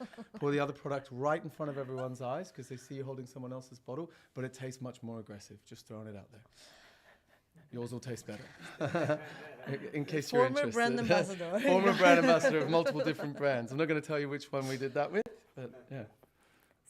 Anyways, my point was more the value of tasting in your own time and developing this confidence so that you cannot be pressurized into thinking something else just based on other people's opinions. Because for me, at least that was one of the really valuable things in my career when, eventually I learned how to say like, no, actually, I think I'm tasting this. And everybody would say, no, you're stupid anyway. So like you're just young or you're just whatever. And then eventually you kind of realize that you're right. Well, not right, but what you taste. So even if everybody else loves it and you don't, that's fine. Yeah. And I just think it's so important that we do take the time to do this, because in the modern era of bartending, we've moved towards batching cocktails quite often and elements coming together in large quantities before the shift maybe, and moved away perhaps from tailor-making cocktails constantly. And I think there's a risk there of bartenders not getting that experience of knowing why they might use different spirits for different roles. And that's something that's truly personal to you, isn't it? Of like, I like to use Potocki vodka in a martini because I love the texture, or whatever it might be. You're creating a body of wealth of knowledge that you can share and utilize. So yeah, I think it's so important, and especially right now, like we can't lose those skills because it's part of what bartending is. At the end of the day, we're curating these spirits on our bar. We are the mouthpieces for them. Exactly. All right. Any more questions from the floor? No. Everybody wants a martini, Everybody's basically, quiet, now. No one wants to. I'm free. Nope. I have the question. But sometimes when we have tasting and like sommelier, someone saying, you will feel the aroma of, thank you. You will feel the aroma of peach or something like that, and everyone starts feeling this aroma. Does it work like mental, like our brain working like that, or how does it work? You've or got these. Or sommelier really found this taste, and everyone after starting finding it, or it's just like mental trick, and they say, oh, you feel here leather, and everyone feel leather. So Sure. I think two things are happening there. First of all, we are very easily tricked, for sure. You know, we hear someone talking, we're inclined to want to agree or believe them. But at the same time, finding an aroma and learning to identify it and name it is like cutting a pathway through a jungle. And once you cut that pathway and you found that aroma, in future you're going to find it easier to do it. And I think if someone else makes that suggestion, then you can attach the two. And it is often the case that someone says bananas and you're like, oh yeah. So actually tasting with other people is great because you're benefiting from their pathways that they've cut in their brain to finding aromas. So while, yeah, sometimes we can be misled, I think actually tasting with other people is a great way of exploring new aromas. But in the same time, is it good for my experience when you say me, there is the banana, and they say, I'm looking only for the banana. Or it's better not to listen and I'm finding my own aromas and my own feelings. How is better to train and to introduce myself? I think learning with other people is fantastic. None of us learn to bartend in isolation. We learn from the people around us, picking up their skills, picking up their tips. So definitely learning with other people is a great way forward. But then learning to practice those skills on your own, that's having, you know, taking that knowledge and then putting them into practice. And it's a bit like teaching, because when you learn something for yourself, you might know it 50%, but if you have to teach someone else about it, you have to know it 100%. So once you start using that knowledge for yourself independently, then you really are developing that skill and you become stronger and stronger and stronger, for sure. Any more questions? We're all good? I think the last question of the day is like, so how many flavors, how many ingredients can you taste? No, I'm joking. A trillion. How many ingredients in Campari can you actually pick? No, I'm joking. I can pick out delicious. Does that yes, count? that's 100% of the flavor, actually. There's no way you could actually recognize a trillion flavors, because if you think about the math on that, like 1 billion seconds is 34 years. So times what, 1,000 or something? How many billions are in a trillion?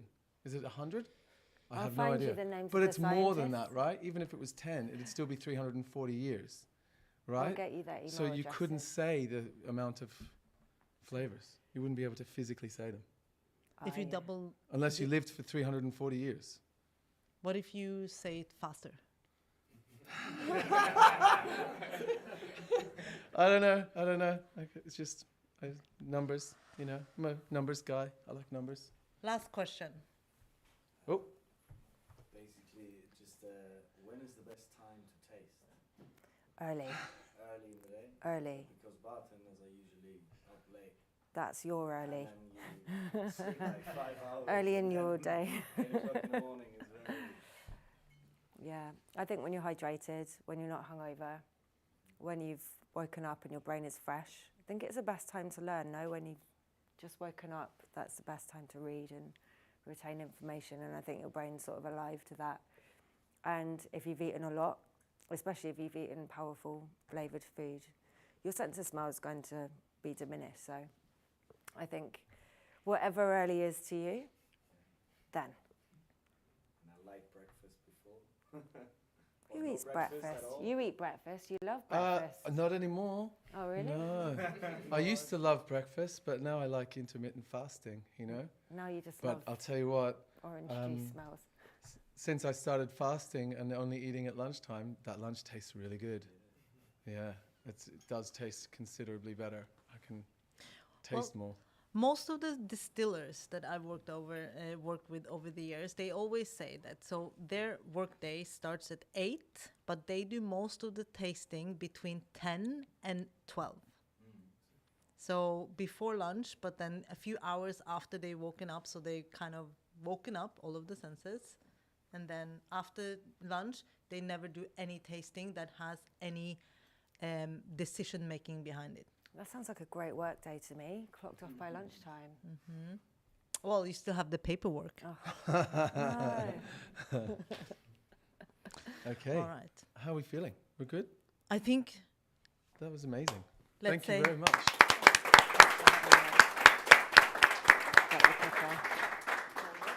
And we will be back in 10 minutes for a quick recap and a secret surprise. There's a secret surprise. Why don't you tell me any of the secrets? The secret surprise. Yeah, I'm very good at just blurting stuff out, aren't I? Exactly. Okay. That's why. All right, we'll be back in 10 minutes and we'll be watching a video until then. And in 10 minutes, I'll be back and then I'll say stuff like, we're back. It's going to be great.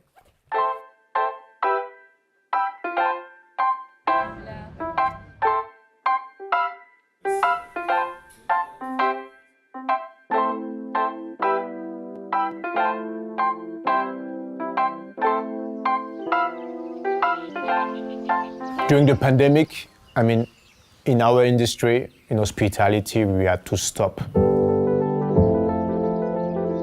So after 1 month, you can imagine no income, salaries, rents and stuff. I mean, I can't leave the team because, as I always say, it's not 55 people, it's like 55 families. So you have kids, you have parents, you know, they depend on the business. So after 1 month, I said, no, I can't do it anymore. I have to find another solution. It was about how to survive at this point, right? It was about having food, but having good food, you know? So I said to the team, please, in 10 minutes, everybody, I want to see everybody on Zoom. Then we started the call and I said, okay, I have 2 news. One very bad news, I mean, in 1 month, I won't be able to pay you anymore. I say, I have a plan B. Plan B is whoever wants to go with me to the farm, we will start the farm from zero. We came here and we were cooking together, we were doing everything together. And I mean, the relationship changed at this point. I would say like the most beautiful experience of our life, it's living together and building this together. We started growing, planting, and we planted like fruits, we planted herbs, coffee, like a lot of things, and we process the products here at the farm and we send it to the bar. I mean, we start everything here. So what's driving me now? I mean, I've been living here in Colombia for 10 years, and Colombia gave me so much, so I always try to give it back to the country and to the people. I mean, we work together.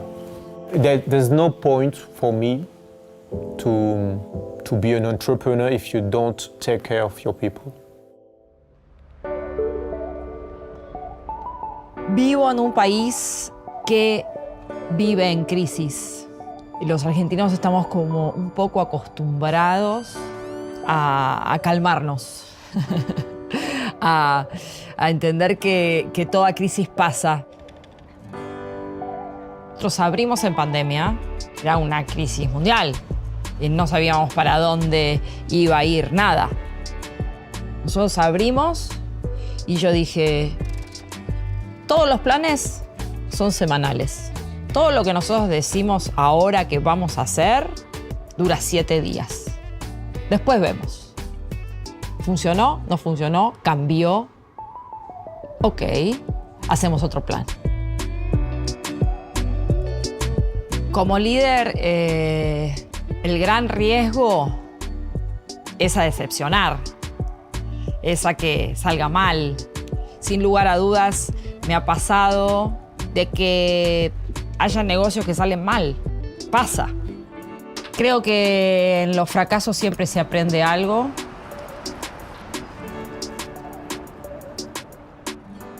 During moments of disappointment, I think it's important for a leader to be open about their own feelings with their team such that the team feels like the way they're feeling is okay. And then a leader needs to be the person that says, okay, we're done with that. Now we're gonna keep pushing. There's this William de Kooning quote, I have to change to stay the same. I think the best way to prepare yourself as a business owner for times of change is to become comfortable with the concept of change and to recognize the fact that just because you need to change how you're approaching something, it doesn't mean that the way you were doing it before wasn't right. It's just that you're nimble enough to recognize that as times evolve, so must you.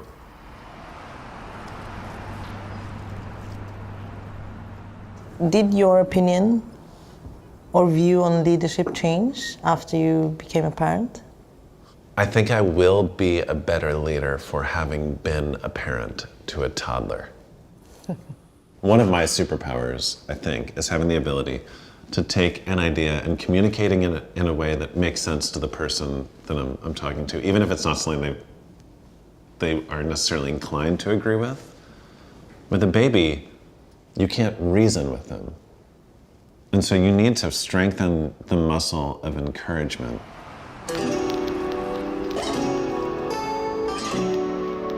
Abrí mi primer bar porque ya había sido mamá.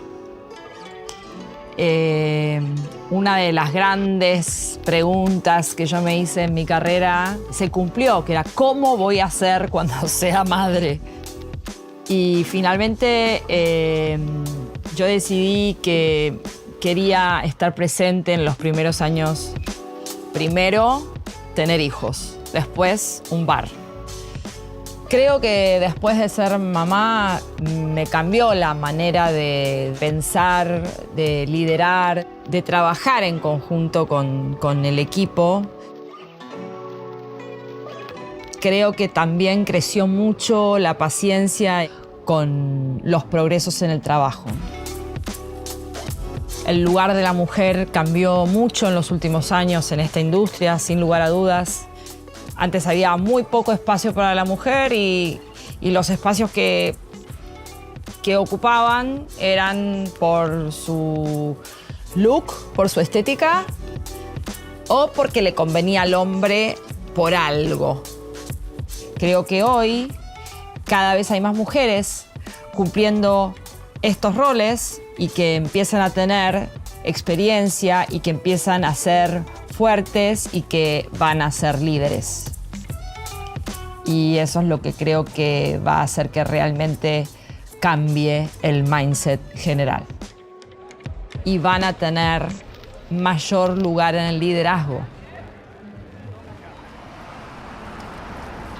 When you look at those that are getting their pictures on the covers of magazines or getting the big interviews, they're not those that are great at pursuing leadership. They're those that are great at pursuing products. We're almost celebrating solo artists. We're not celebrating the people that actually galvanize an entire team to do their best work. By only celebrating an individual, we're not actually creating the conditions where people come together as a team.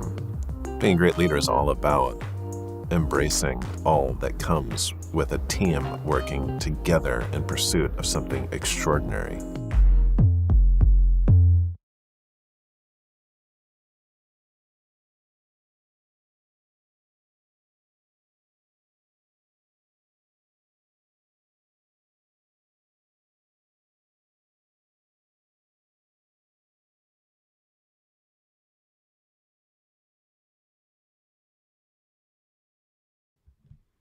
And we are back. And we're back. Hello, for the everyone. last time. For the secret surprise. The secret surprise. Yeah, as of yet, I still don't know what the secret surprise is. Yes, the secret surprise is that we've had some spots open up for the workshop tomorrow. So if you are in Berlin and you want to attend the workshop with Dave Arnold, Don Lee, Techniques and Flavor 101 is going to be an interesting 3 hours. Then, please, 10 o'clock at the Grand Campari Hotel, Campari Academy Suite. Be there or be super square. And it's on the first floor. I guess you could go to reception and ask, right? You definitely need to go and check in at the reception Okay. of the Grand Campari Hotel. Because that was sold out for a while. It was. Okay. But then a few people had to drop out because they had to work. Okay. Which is allowed. Happy days. Very good. And that was the secret surprise. And you can attend as well, Dean, if you want. I will be here watching. But how did you feel about today? I thought today was great. I'm always surprised by at least one speaker where it's just not what I was expecting. So Billy kind of blew my mind a little bit. It was really powerful, him speaking. So I found that. I guess that was my most impactful one. The sessions this morning as well. I giggled quite a bit at Kevin and Daniel's session. I love that. It's very I loved useful. all of them, actually. Yeah, it was really good. I mean, the workshop, just the fact that, when was the last time, if ever, you did a pour test with a jigger? Because we always assume that the tools we work with are accurate and actually are friends. But what if our tools are not? We assume that our use of the tools is accurate as well. Too many times, though, you especially as they describe, one of my favorite notes is that they found people with straight-sided jiggers did better than the jiggers that go out like this, right? Because you've got, as you're filling the jigger more and more, it's getting wider and wider, and those increments start to slow down. So, yeah, one of my favorite little things from this morning. Also how you hold it. If you hold it like this or if you hold it like this. But also because the straight-sided jiggers that are UK approved are actually measured and vectored. So a lot of tools, there's no requirements. They've got stamps. Exactly. There's no requirements for tools to be accurate. Mm. And that's kind of in itself quite mind-blowing. So trust your instinct. No, don't assume. And tune back in tomorrow at 1:30 for day 2 of the Barshow Show, live from Berlin. And we have an amazing lineup of speakers. We have Anastasia Miller. Oh, right. Yes. Anastasia Miller. We have Christian Delpesch. We have Jeffrey Morgenthaler. And we have Stephanie Hansen. So it's going to be a very educational, inspirational. And a broad, deep range of education as well. It's going to be a lot of fun. Exactly. So either come join us in Berlin if you are here, or tune in on the live stream. We'll see Until you tomorrow. then, we see you tomorrow. Yeah. Ciao. Ciao. See you tomorrow. Which button do I press now for ending? The stop All right. one. The finish one. Okay. Ciao.